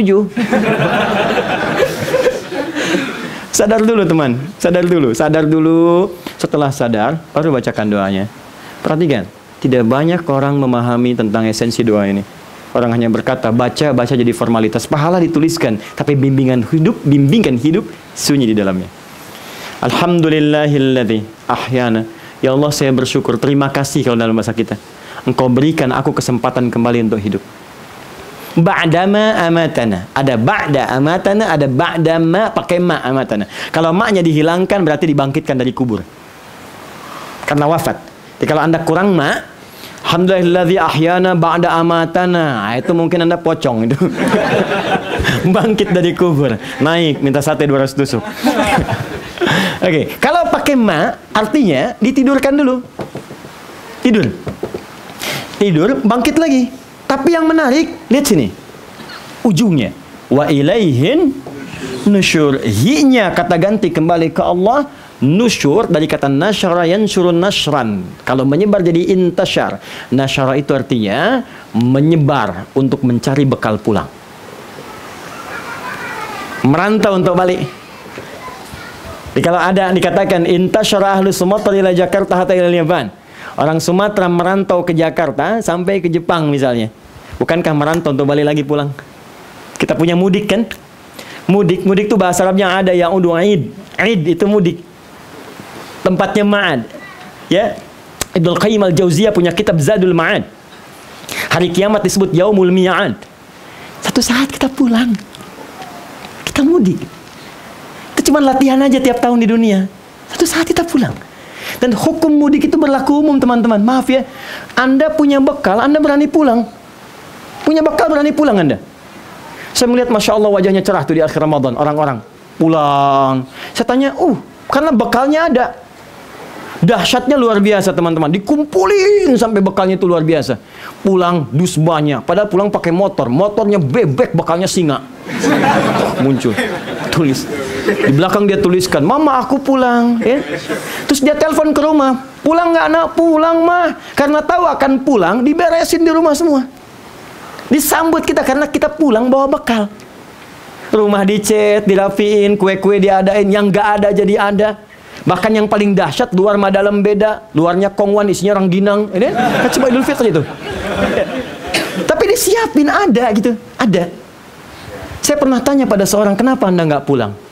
"Karena nggak ada bekal, Ustaz." "Nggak ada bekal, malu pulang." Nggak ada bekal, takut pulang. Jadi kalau di dunia saja Anda nggak punya bekal, nggak bisa pulang, bagaimana Anda bisa malu? Atau Anda merasa tak malu pulang ketika tak punya bekal kepada Allah? Apa bekal Anda? Kita akan pulang. Saya satu kali di malam Jumat, saya katakan pada kawan-kawan penghafal Quran, cepat cari bekal, jangan banyak bermain. Jadi apapun kalian di dunia, kerjakan. Tapi cari bekal akhirat, karena kita suatu saat akan pulang. Kalau bukan saya duluan, mungkin Anda duluan pulang. Maka di situ ada seorang mahasiswa, dia berubah dirinya.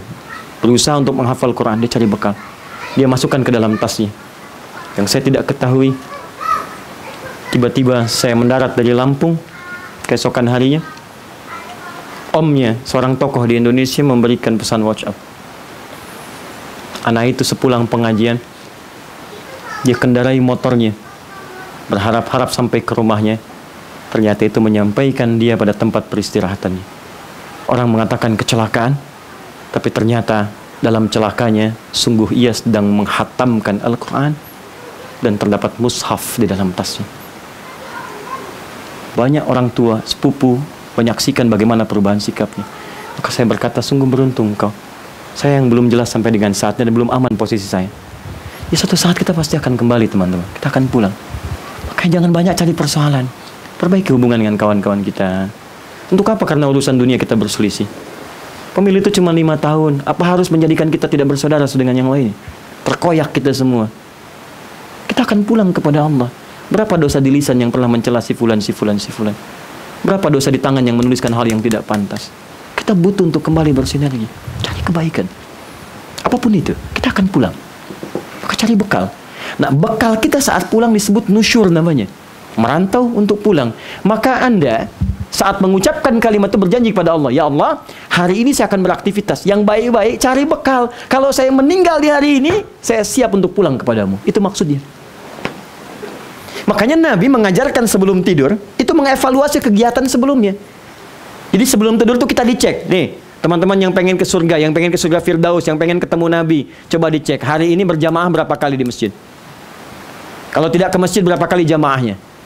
Berapa kali sholat sunnahnya sekarang? Cek. Katanya pengen ke surga. Berapa ayat sudah baca Quran hari ini? Berapa yen sudah sedekah hari ini? Cek, lu timbang dosanya. Berapa kali lisan berkata yang kotor hari ini? Berapa kali pikiran suudzon pada orang lain? Berapa kali tangan berbuat maksiat? Timbang. Makanya Nabi sebelum tidur itu istighfar dulu sampai 70-100 kali. Astagfirullah. Itu Nabi yang maksum. Dijaga dari maksiat, istighfar. Kenapa masih istighfar? Kata para ulama hadis, untuk mengajarkan pada kita yang bukan maksum. Istighfar untuk menggugurkan dosa-dosa kita saat itu. Mungkin saat tidur kita nggak bangun lagi. Dan itu orang yang biasa istighfar tidurnya enak, Pak. Coba malam ini Anda istighfar, salawat pada Rasulullah, salawat. Allahumma salli ala sayyidina Muhammad, salli ala sayyidina Muhammad, salli ala Muhammad, salli ala sayyidina Muhammad wa ala ali Muhammad. Istighfar, astagfirullah. Demi Allah saya katakan, tidur Anda nikmat sampai bangun besok. Dan dihidupkan lagi besoknya. Makanya hari pertama tadi subuh saya jelaskan, yang Anda sholat subuh di sini. Kenapa disebut subuh dari kata asbah? Sesuatu yang siap dengan rencana.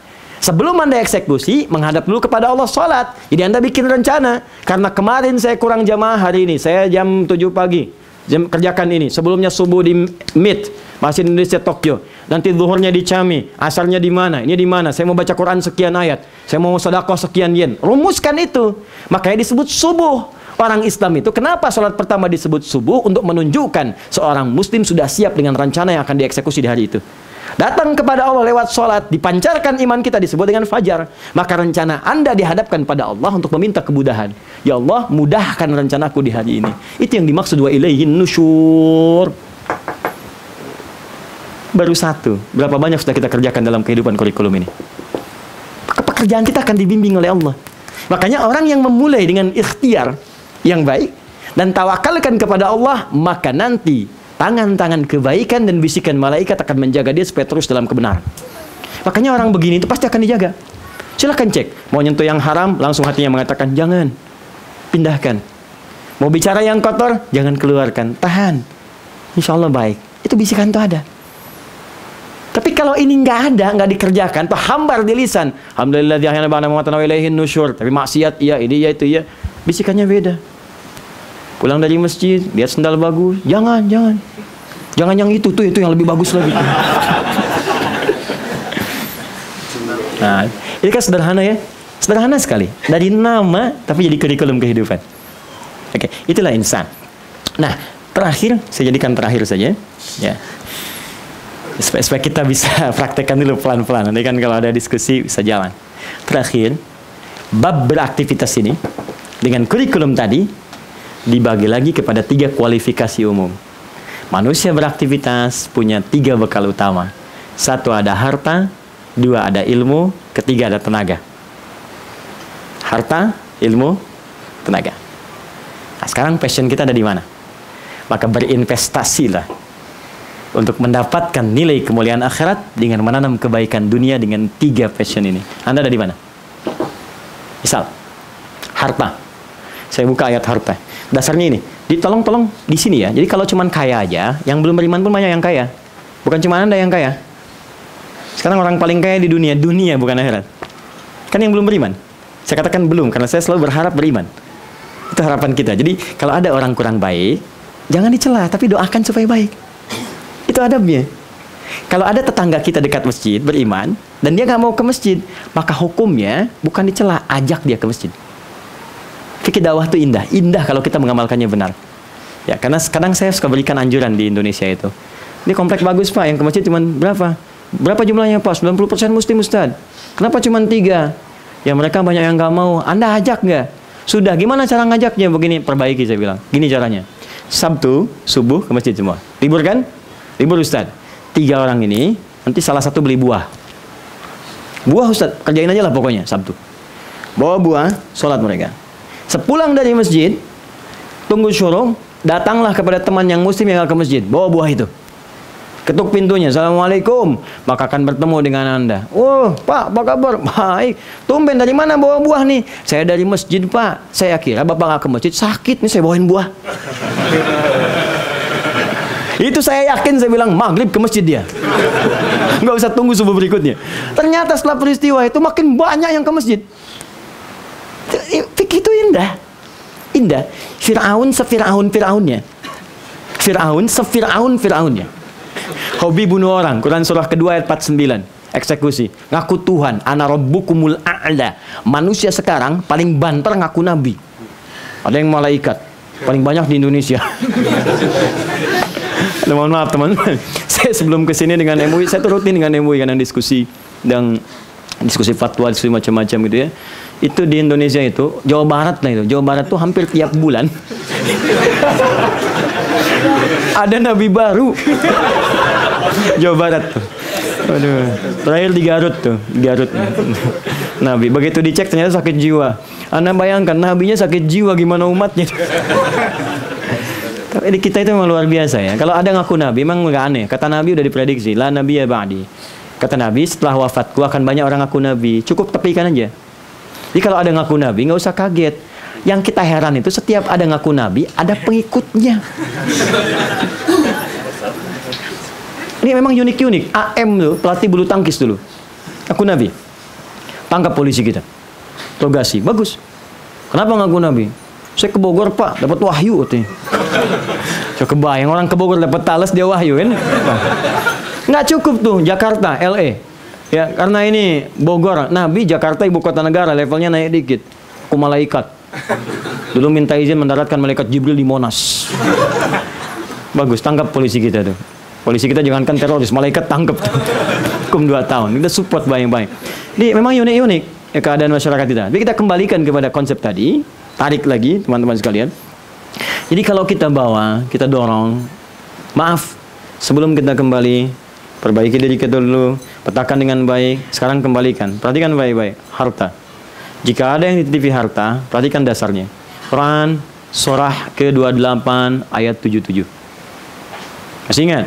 Awas hati-hati. Tadi saya buka dengan Firaun sefiraun-firaunnya. Ngaku Tuhan, senang bunuh orang, tetap Musa diperintahkan dengan cara yang lembut. Kenapa saya buka dengan 28 ayat 77? Karena Firaun nanti itu, maaf, pejabat pemimpin yang zalim berpartner dengan di backing pengusaha gelap. Pengusahanya Korun namanya. Itu sejaman dengan Musa, sejaman dengan Firaun. Dia sudah gak bagus pimpinannya, di backing oleh pengusaha gelap, plus dapat masukan dari intelektual yang keblinger. Namanya Haman, komplit lah. Ya, tapi yang paling menarik, sefiraun-firaunnya, seburuk-buruknya, tetap Musa diperintahkan berdakwah dengan lembut. Buka Quran surah ke-20 sebelum ke-28 tadi, Quran surah 20 ayat 43 sampai 44. Idhaba ila fir'auna innahu tagha faqula lahu qawlan layyina la'allahu yatadhakkaru aw yakhsha. Hei Musa, Harun, pergilah kepada Firaun dan Qarun. Firaun sudah mulai menyimpang. Tapi dakwahi dia dengan lembut. Mungkin dengan kelembutan itu boleh jadi dia sadar ada yang keliru dan mau kembali kepada Allah. Karena itu ulama pernah mengatakan begini, jika Anda melihat orang tidak baik dalam hidup, maka coba cek dulu dirinya. Dia Firaun bukan? Terus cek diri Anda, Musa bukan? Harun bukan? Dia bukan Firaun. Ya, Anda bukan Musa, bukan Harun. Musa Nabi, Rasul, Harun Nabi. Dakwah pada Firaun, manusia paling zalim di bumi, tetap diminta berlaku lembut. Teman Anda bukan Firaun. Kawan Anda bukan Firaun, dan Anda pun bukan Musa dan Harun. Kenapa Anda harus berkata kasar kepadanya? Kenapa nggak lembut gitu? Nah, sekarang ketika Qarun diberikan harta kelebihan, maka Allah berikan kemudian di situ manhaj bagaimana berinvestasi dengan harta itu supaya baik.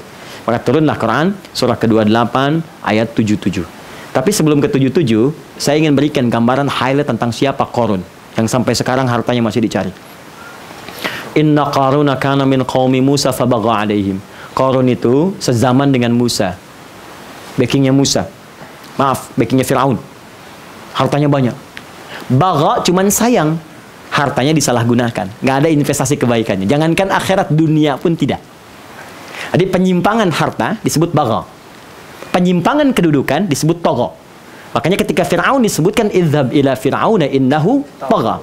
Firaun bagha. Lihat diksi Al-Quran. Wa inna mafatihahu latanu'u bil usbah. Kalau Anda pengen tahu kayaknya Qarun, kata Allah, itu kunci brankasnya saja. Kalau dia kemana-mana dikawal bodyguard di belakangnya. Ada yang menyebutkan sampai 8 bodyguard. Bukan ngawal Qarunnya, khusus untuk pamer kekayaannya. Dia ngangkat kunci brankasnya. Jadi diangkat sama 8 bodyguard, masih kesusahan. Saking kayanya. Pamernya nggak ketulungan, profesional. Begitu jalan dia ingin pamerkan, mau nyuri, ini aja ngangkat kuncinya susah. Itu Qarun tuh. Dia, wah udah pokoknya urusan ria sama dia nomor 1 dah di muka bumi. Nggak ada yang ngalahin. Ya, nggak ada yang ngalahin. Anda kalau punya kunci brankas 1, maaf ya, maaf, Anda sembunyikan atau Anda upload di media sosial. Pasti Anda simpan. Ini Qarun saking kayanya, ditunjukkan. Kalau mau nyuri aja, nih silakan. Ini aja berat angkat kuncinya. Qarun. Tapi apa yang terjadi? Fakhasafna bi. Kami buat likuidasi. Telan semua dengan hartanya. Dan Allah berikan manhaj di situ. Kalau cuman pengen kaya, Qarun paling kaya. Hartanya dicari sampai sekarang. Jadi kalau Anda nggak lebih kaya daripada Qarun dan pengen pamer, Anda telat. Telat Anda. Cuman pamer pakai Ferrari, manasin mesin bolak-balik gitu kan. Bilang mohon maaf, kadang balapan pakai taksi dibayar. Maaf Pak, Anda telat. Kalau cuman pengen pamer, telat. Anda waktu belum punya motor, jalan biasa saja. Ke masjid, udah punya motor, muterin komplek dulu. Akhi, ke masjid yuk. Ke masjid. Pim yang dicari padahal sedang ke Bandung, gitu kan? Balik. Capek. Maka apa manhajnya? Itu kita turunkan dengan cepat. Wabtaghi fima atakallahu daral akhirah wa la tansa nasibaka minad dunya. Kalau ada passionnya di harta, teman-teman pengusaha, businessman, wirausahawan, Anda yang berdagang dan sebagainya, orientasinya mengumpulkan harta, mungkin di situ surganya Anda. Maka kata Allah, cari dengan harta itu peluang surga Anda di akhirat. Investasi untuk surga Anda. Karena mungkin di passion yang lain, Anda nggak punya. Misal, Anda ngajar ilmu nggak ada. Buat maslahat dengan pengetahuan belum mampu ke situ. Tenaga nggak sama dengan yang lain. Mereka bukan miskin, Pak, bukan fakir. Tapi saking kayanya dengan tenaganya, mampu tahajud, mampu puasa, bahkan puasa Daud, mampu menghafal Quran. Anda tahajud nggak konsisten, bola masih ditonton, itu pun kalau mau tahajud nunggu babak kedua dulu. Hah? Kecewa, begitu sudah menang ternyata dikurangi skor, terlibat pengaturan skor, macam-macam, ya, financial fair play-nya nggak terjamin misalnya, turunin poinnya, ya, langsung, saya hafal tanya apa, Liverpool tinggal 5 laga lagi saya hafal. Kemarin Sadio Mane menit 75 golin 1 saya hafal lawan Norwich, mau apa Anda? Jurgen Klopp saya hafal. Mourinho sekarang naik ke 5, mungkin masuk ke 4, nyusul Chelsea saya hafal. Poinnya 40, Chelsea 41 saya tahu. Ya, Italia Inter Milan baru kalah kemarin Lazio saya tahu. Juventus nyaman di atas itu kan. Saya tahu. Real Madrid aja kemarin seri saya tahu dua-dua. Ya, Neymar dicat pakai pink rambut saya tahu. Dia rainbow flick kemarin dihukum aja kau kartu kuning langsung salah, Anda memalukan kawan. Saya hafal. Tapi apakah saya nonton? Tidak. Tidak, apa yang bisa kita baca besok? Ngapain investasi waktu malam-malam? Capek buang-buang waktu. Bisa tahajud nggak bisa diulang besoknya. Ini kan tinggal kita lihat, kita baca. Ya, jadi balikin lagi ke yang tadi. Kalau Anda ada harta, Anda mungkin nggak bisa nyusul mereka yang tahajud tiap malam. Maka investasi dengan harta Anda. Karena itu turunlah sedekah, turun infak, turun zakat. Kan gimana bisa zakat kalau nggak ada uangnya? Makanya dulu orang mau kaya itu supaya bisa nyari surga, bisa sedekah, bisa infak, makanya dia kejar tuh supaya kaya. Ini bukan cari dunia. Makanya kata Nabi, orang Islam kaya itu biasa. Biasa aja. Karena passionnya di situ. Yang tidak biasa itu yang tak mampu mengelola kekayaan. Tapi indahnya, jangan juga semua dipakai untuk kepentingan akhirat gini-gini sehingga hidup melarat misalnya. Nggak boleh. Makanya Imam Abu Hanifah pernah bertemu dengan seorang kawannya kaya, pakaian compang-camping. Bolong sana, bolong sini, macam-macam. Kayak pengemis, padahal orang kaya. Kata Abu Hanifah, kenapa tampilan ente begini? Abu Hanifah kan sudah alim, tajir juga. Ya, tajir itu bukan kaya, tajir itu pedagang kain. Hartanya banyak. Jadi kalau kemana-mana tuh ngajar sambil sodako. Itu Abu Hanifah. Ya, kita nggak bisa tiru. Wudunya nggak batal 40 tahun. Bukan 40 tahun itu nggak batal, bukan. Tiap hari itu dari subuh sampai isya nggak batal selama 40 tahun. Jadi kalau mau mencela Abu Hanifah, latihan wudu nggak batal dulu 40 tahun. Imam Syafi'i hafal Quran 7 tahun usianya. Al-Muwatta 10 tahun, 100.000 hadis dalam 10 tahun. Usia 10 tahun. Itu dengan riwayat-riwayatnya. Imam Syafi'i usia 7 tahun. Ya, sekali dibacakan langsung hafal. Nasab tersambung kepada nasabnya kakek-kakek Nabi. Muhammad bin Idris bin Al-Abbas bin Uthman, ya, bin As-Sa'ib, ya, bin Ubaid bin Abdul Yazid bin siapa? Al-Hashim bin Al-Muttalib bin Hashim bin Abdul Manaf bin Qusay bin Murrah bin Kilab bin Ka'ab bin Ghalib bin Fir bin Malik bin Nadar bin Kinana bin Khuzaibah bin Mudrika bin Ilyas bin Nizar bin Mudar bin Ma'ad bin Adan bin Adi bin Adri bin Muqawwam bin Nahur bin Tarikh bin Ya'rub bin Yasjub bin Nabit bin Ismail AS bin Ibrahim AS bin Azar bin Nahur bin Abir bin Kinan bin Al-Fakhsar bin Sam bin Nuh bin Mikhail bin Kinan bin Anwas bin Tis bin Adam AS. Bertemu di Abdi Manaf dengan Adam. Barakahnya ke kakeknya Syafi'i karena sahabat bertemu dengan Nabi. Bapaknya berharap dia bisa alim seperti kakeknya, maka diberi nama Asy-Syafi'i. Benar-benar alim. Tiap hari khatam Quran sekali. Kalau malam, Ramadan 2 kali. Malam sekali, siang sekali. Asy-Syafi'i. Jadi kalau Anda ingin mencela Imam Asy-Syafi'i, tolong usahakan hafal Quran dulu dalam usia 7 tahun dengan semua riwayatnya. Imam Ahmad hafal 1 juta hadis. Imam Malik luar biasa. Semua punya keunggulan masing-masing. Tapi semua poinnya, ketika ada harta, investasi cari. Anda nggak bisa nyusul mereka mungkin. Tapi, wala tansa nasibaka minad dunya. Abu Hanifah berkata kepada yang tadi itu, bukan begini caranya. Kamu ini kaya, kenapa begini? Kata orang tadi, saya zuhud. Zuhud itu bukan begini. Zuhud itu tahadduts bin ni'mah. Gunakan hartamu untuk investasi akhiratmu. Wala tansa nasibaka minad dunya. Diambil ayat ini. Ayo tampil bagus. Tahadduts bin ni'mah. Salat subuh pakai Ferrari, bawa. Asar pakai Lamborghini. Maghrib pakai Lamborghini itu, pakai aja. Tapi infak jalan, nih jalan tuh jalan, pakai itu hadis bin nikmat namanya. Makanya Abdurrahman bin Auf itu tampilannya mewah, bagus. Tapi kekayaannya dipakai untuk ibadah, motivasi orang. Kaya tuh biasa ya, kaya semua kaya. Tapi beliau tunjukkan. Orang Madinah siapa yang punya utang? Saya, sepertiganya. Saya bebaskan hari ini, bebas. Orang Madinah siapa yang belum kerja? Saya. Disantuni. Ini kerja semua, kasih modal. Siapa yang nggak bisa kerja? Saya. Sepertiga lagi diberikan langsung bantuan. Semua orang Madinah dibantu oleh Abdurrahman bin Auf. Dag digdug Madinah heboh. Begitu keluar, seperti saya sampaikan kemarin tabligh akbar, ternyata ada kafilah 600 unta. Di atasnya langsung berkumpul mutiara, emas, perak dan sebagainya. 600 truk datang ke Madinah bawa emas, mutiara dan sebagainya, logam-logam mulia. Apa yang terjadi? Sayyidah Aisyah berkomentar, melihat banyaknya itu, kata beliau, saya pernah dengar Nabi mengatakan Abdurrahman bin Auf masuk surga dengan merangkak. Maksudnya bukan merangkak begini, scanningnya panjang, hartanya banyak, tapi masuk surga juga. Kaya, super kaya, kebangetan kayanya masuk surga daripada miskin gak jelas tuh kan.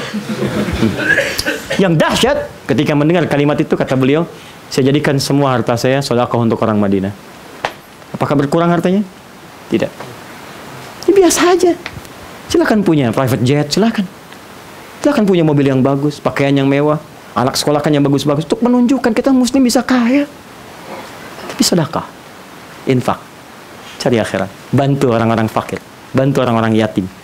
Ya, sinergi, bangun, sumbangsi untuk bangsa, bikin ini, bikin itu. Ya, ayo cepat. Terus sekarang peluangnya terbuka. Nah, itu kalau passion ada di situ. Kalau passion di pengetahuan, maka turun ayat yang lain.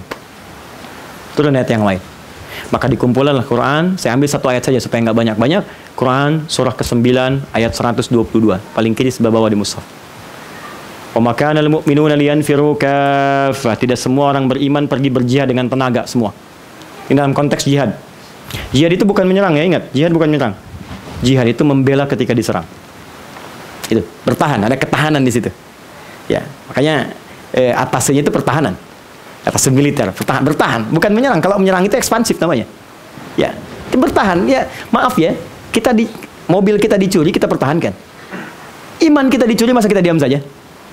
Harta kita dicuri, kita diam saja? Aset negara kita dicuri, kita diam saja? Mesti ada. Makanya Syekh Hashim bin Asy'ari, pendiri Nahdlatul Ulama, 31 Januari 1926, ketika ada yang berusaha masuk ke negara kita, jihad, niatnya ibadah tapi bela negara, bela. Ini bukan menyerang orang, tembak orang, bunuh orang sembarangan, tidak ada aturan di situ. Nah, itu tenaga.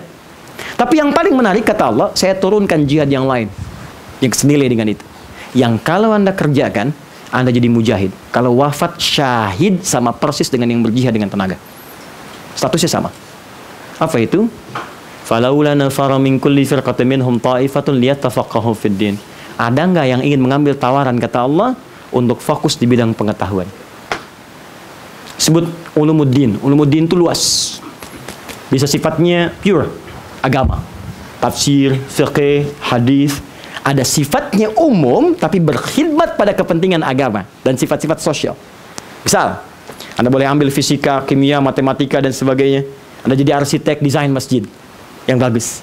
Desain musola. Desain fashion, untuk bisa sholat dengan baik. Khidmat pada kepentingan umat, bikin jalan yang bagus. Ya, jangan korupsi. Mohon maaf, kerbau saja makan rumput, masa Anda makan aspal? Jauhi. Bikin yang bagus-bagus. Itu ketika Anda kerjakan, nilainya tinggi, senilai dengan mujahid fi sabilillah. Makanya orang ini ketika belajar beda caranya. Kata Allah, orang ini kalau pengen jihad, fiqih, tafaqquh. Fiqih itu artinya paham. Maka kalau ada orang Islam ingin mengambil passion yang kedua, jangan pernah masuk ke kampus manapun, belajar dimanapun, kecuali niatkan sampai paham yang dipelajari. Orang beriman itu bukan duduk paling belakang, kadang-kadang nggak nanya, ya kan? Waktu belajar dipakai istirahat, waktu ujian dipakai belajar. Kita itu sekali lagi pintar. Saya pernah diangkat 26 tahun jadi mufti di Tripoli. Amin khutbah, selevel dengan ketua MUI. Itu berhak menentukan siapa yang khatib di Tripoli di Masjid Da'wah Islamiyah. Saya yang seleksi, berikan rekomendasi untuk naik. Anda tahu nggak? Orang Indonesia itu anugerahnya tinggi, kepintarannya itu kebangetan kadang-kadang. Datang pengaduan positif dari orang Afrika. Syahadi katanya. Wallahi mu'ajib, astaghfirullah Nabi Indonesia. Saya tuh aneh sama orang Indonesia, kawan saya katanya. Kenapa? Saya menghafal 3 bulan buat ujian. Dia minjem catatan saya buat ujian besoknya. Dia menghafal 3 bulan, si teman kita ini menghafal semalam. Bukunya pun pinjam dari kawannya. Saya dapat 7,5, dia 8 katanya. Saya katakan dia belum tahu SKS. Sistem kebut. Kadang-kadang cuma sejam. Orang kita itu. Makanya ilmunya awetnya cuma 1 jam. Habis ujian hilang gitu. Lupa lagi. Tapi kita ini dahsyat gitu. Apa aja orang Indonesia itu luar biasa. Anda bayangkan mobil penyok diketok balik lagi. Ada semua lah. Ya. Jepang dikasih banjir, stres dia. Indonesia dikasih banjir, berenang. Kurang apa kita ini? Luar biasa lah. Pokoknya sabar ada, tawadu ada, pasrah ada, tawakal banyak. Luar biasa. Corona nggak bisa masuk kita, memang luar biasa ini. Aduh, pinggir jalan dicuci sama 1 ember air gitu, makan lagi, sehat-sehat aja. Luar biasa. Tapi kita doakan lah ya, kita semua doakan. Terus kita saling support semua, saling support. Jangan cari celah-celah keburukan, yang baik-baik aja sih. Kenapa kalau bisa kerjakan yang baik, cari yang nggak baik? Nah, balik ke tadi. Jadi kalau Anda pun passion yang mau ilmu, maka dimulai dari menuntut ilmu mesti paham. Saya Pak dulu dari kecil, kalau belajar, sekecil apapun saya, di level semua kami itu dikompetisikan oleh orang tua. Pulang ke rumah, janganlah harap bisa langsung istirahat. Belajar apa tadi nak? Buka, ditanya, sampai paham. Sampai mengerti. Itu terbawa sampai sekarang. Makanya saya kalau mengajar, memastikan paham. Bukan hafal. Hafal itu penting, tapi pemahaman itu lebih penting. Karena banyak orang sholat hafal, tapi nggak paham yang dibaca dalam sholatnya. Cek, tanyakan pada diri kita. Berapa kali kita sholat sampai malam ini? Berapa ribu kali kita ruku dan sujud? Tapi apakah kita paham apa yang dibaca dalam sholat kita? Bagaimana kita bisa khusyuk dalam sholat kita? Maka pahami dengan baik. Orientasinya peta kan? Tapi yang paling dahsyat, kalau Anda sudah berhasil dengan ilmu Anda, belum selesai ayatnya. Maka jihadnya dimulai di sini. وَلِيُنذِرُوا قَوْمَهُمْ إِذَا رَجَعُوا إِلَيْهِمْ لَعَلَّهُمْ يَحْذَرُونَ. Balik pulang. Bangun negeri. Makmurkan. Share. Bagi ilmunya. Ciptakan generasi baru. Investasikan. Supaya mereka muncul, membangun negeri dengan baik dan menginspirasi dunia dari situ. Itu jihadnya. Dari situ menyebar ke muka bumi keseluruhannya. Maka passion kita jadikan ibadah. Ini ada di ilmu agama. Orang kalau sholat gak ada fikihnya, bagaimana bisa sholat dengan benar? Sekarang banyak orang haji tiap tahun. Umrah. Saya tuh Pak, kalau Allahu Akbar, kalau ke Mekah tuh sering nangis ya. Anda kebayang nggak orang jual kebun, jual tanah, nyampe sana, tapi nggak diajarkan dengan benar cara berhaji umrahnya. Kalau mabrur, yakin saya demi Allah sebelum berangkat mungkin sudah mabrur itu orang-orang itu. Saking solehnya gitu, saking ikhlasnya. Terima. Sampai orang Saudi mengatakan kalau semua orang haji orang Indonesia tenang kami, tinggal minum kopi, cap masuk, cap masuk. Orang Indonesia duduk semua tuh. Masuk, luar biasa Pak. Hilang koper aja, ini karena Allah. Ini ujian nih. Orang Indonesia luar biasa itu, masya Allah. Saya bilang lengkap lah sudahlah gitu. Orang Arab tuh senang gitu. Orang kita luar biasa Pak. Tapi yang ingin saya sampaikan, passion yang paling luar biasa teman-teman, banget. Kalau nggak diajarin, sedih saya. Anda sekarang ya, maaf ya, tenaga, harta, waktu, itu kan diinvestasikan. Umroh 9 hari berangkat. Tapi dengan cara yang salah kan nggak enak Pak. Sekarang aja, maaf ya, tawaf aja udah bisa live.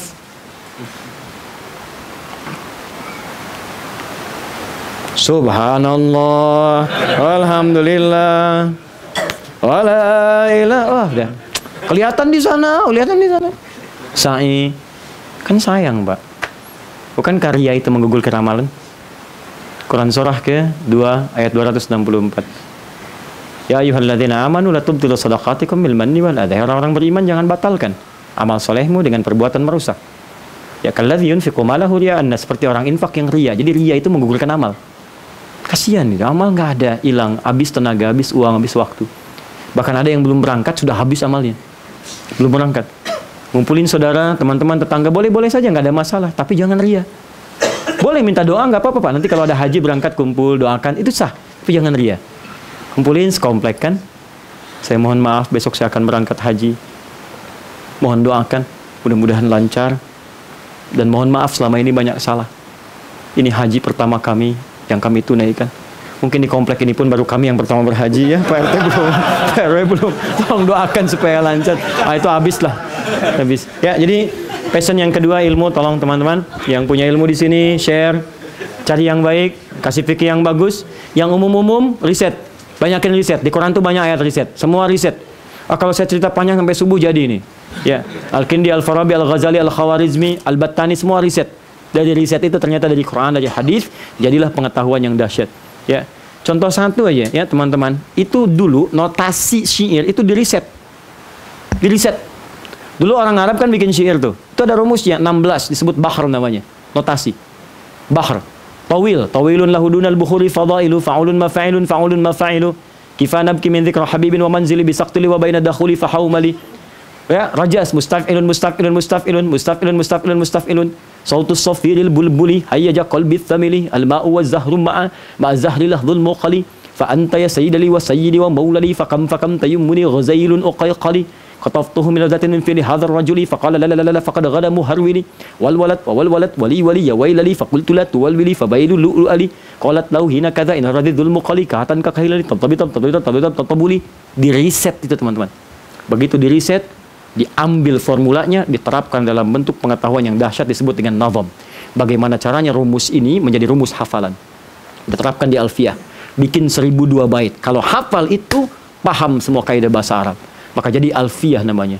Kalamuna lafdhun mufidun kastaqim wasmun wa fi'lun thumma harfunil kalim wahiduhu kalimatun wal qawlu am wa kalimatun biha kalamun qad yu'am bil jarni wat tanwini wan nida wa al wa musnadin lismi tamyizun hasal bitafa'alti atat wa ya if'alli wa nunik balan fi'lun yanjali. Kayaknya seperti lagu tapi isinya kaidah bahasa Arab dari tadi. Ada alfiyah dalam ilmu qiraat. Hafal itu tahu semua qiraat Quran. Alfiyah Suyuti ilmu hadis. Hafal itu paham semua teori ilmu hadis. Ini sekarang riset berkurang. Hilanglah itu. Dibawalah notasi itu, dikembalikan kembali ke musik. Diterapkan di barat. Nggak salah. Jadi notasi lagi. Cuma notasinya notasi musik. C, D, F, G, A, B, C, G, A, B, C, D, F, G, D, F, G, A, B, C, D, A, B, C, D, A, B, C, D, F, G, A, F, G, A, B, C, D, E, B, C, D, F, G, A, B, F, G, A, B, C, D, A, F, G, A, B, C, Judi, tang. Nah itu rumusnya. Kunci D, kunci A, kunci F, F minor, ya, A mayor dan sebagainya. Saya nggak bisa cuma saya menghafal saja, tahu. Saya senang belajar, senang baca. Libur saya pergi ke toko buku, cari buku-buku. Kalau ada mahasiswa datang, saya tanya Anda jurusan mana? Saya kedokteran, Ustaz. Bawa semua modul Anda ke sini, ajarkan saya semua pelajaran Anda, saya ajarkan apa yang Anda inginkan. Saya senang belajar. Gitu. Nah, itu ilmu, passionnya di situ, cari yang bagus-bagus, inspirasikan. Kalau nggak ada ilmu, nggak ada harta, saya tutup minimal tenaga. Seperti Bilal. Gak bisa ilmu seperti Ali, gak bisa harta seperti Uthman, Bilal. Azan. Allahu Akbar, Allahu Akbar. Pakai berbuat baik. Bantu dalam kebaikan, maksimalkan. Karena suatu saat kita akan pulang. Kalau Anda bisa maksimalkan 3 passion ini dalam bermuamalah, itu investasi terbaik kita untuk mendapatkan dunia baik, akhirat baik. Dunia baik yang punya nilai akhirat disebut hasanah. Hasanah kalau dikumpulkan jadi peluang pahala untuk ke surga. Makanya kita minta dunia hasanah, akhirat hasanah. Maka jadilah satu doa yang dihimpun di Quran surah 2 ayat 201. Rabbana atina dunya wa fil akhirati wa qina. Itulah inti highlight dari materi kita malam hari ini. Detailnya mungkin satu saat kita turunkan kembali. Itu fikih muamalah secara umum. Maka saya simpulkan dengan cepat dalam kisaran 1 menit saja. Sebelum kita berinteraksi dengan manusia, perbaiki diri kita. Jangan cari masalah dengan orang. Lembutkan keadaan kita.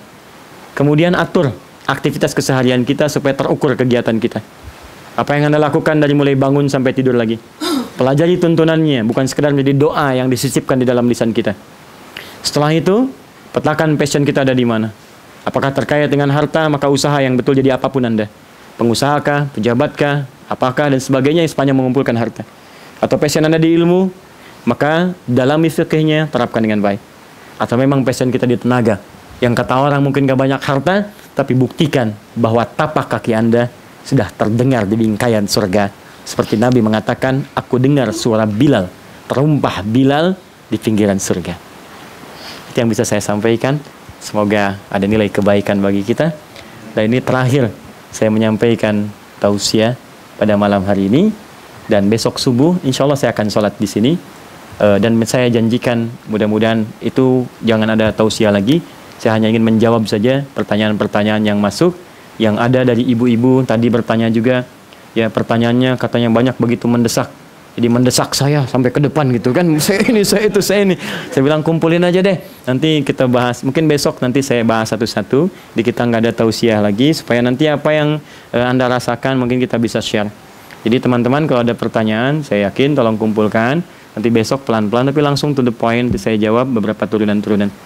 Kalau nggak terjawab besok sampai waktunya saya siap-siap berangkat ke bandara, maka di airport saya akan jawab. Ya, jadi nanti disambungkan sambil saya kasih motivasi untuk teman-teman KMI dan sebagainya. Saya siapkan terima kasih, syukur pada Allah. Termasuk saat pulang ke Indonesia kalau masih belum tuntas, saya coba tuntaskan di sana. Terakhir, tolong jadikan saya keluarga Anda. Ya, dan jangan anggap saya sebagai orang asing di sini. Karena saya keluarga Anda, maka saya datang pun sebagai keluarga. Sekali lagi, saya datang sebagai keluarga. Bukan orang asing yang ingin menuntut sesuatu. Maka seorang keluarga tidak akan meminta apapun dari keluarganya. Jadi saya tidak ingin minta amplop, tidak ingin minta yen Anda dan sebagainya. Allah sudah berikan kepada saya hal yang lebih daripada cukup pada kehidupan saya. Jadi jangan siapkan apapun. Saya akan kembalikan jika Anda memberikan apapun berupa uang, berupa materi, yang sifatnya boleh jadi akan mempengaruhi keadaan saya ketika saya berdakwah. Insya Allah saya berusaha menjadikan diri saya dibantu oleh doa-doa Anda, berusaha terukur dengan lebih baik. Saya minta maaf kalau selama ini ada tutur kata yang kurang baik selama di sini, atau ada frame dari media yang sampai ke sini disalahpahami dengan tidak baik. Saya berusaha dalam setiap situasi menjadi di pertengahan. Bukan untuk menyenangkan setiap pihak, tapi memberikan pandangan objektif supaya terarah pada nilai-nilai kebaikan. Cuman terkadang bingkai-bingkai media yang mungkin mencari keuntungan semata, memberikan pesan-pesan yang tidak akurat sehingga tidak sampai kepada jiwa-jiwa kita dengan pesan-pesan yang bening. Saya minta maaf kalaupun itu menjadikan sesuatu yang kurang tepat. Mungkin cara saya menyampaikan yang tidak tepat, bukan mereka yang menuliskan dengan cara yang keliru. Ya, tidak ada manusia yang sempurna, dan Allah sangat mencintai pelaku maksiat yang ingin bertobat dibandingkan orang soleh yang tidak pernah merasa salah dalam kehidupannya. Salam untuk semuanya, maafkan saya, dan semoga Allah mengampuni kita semua.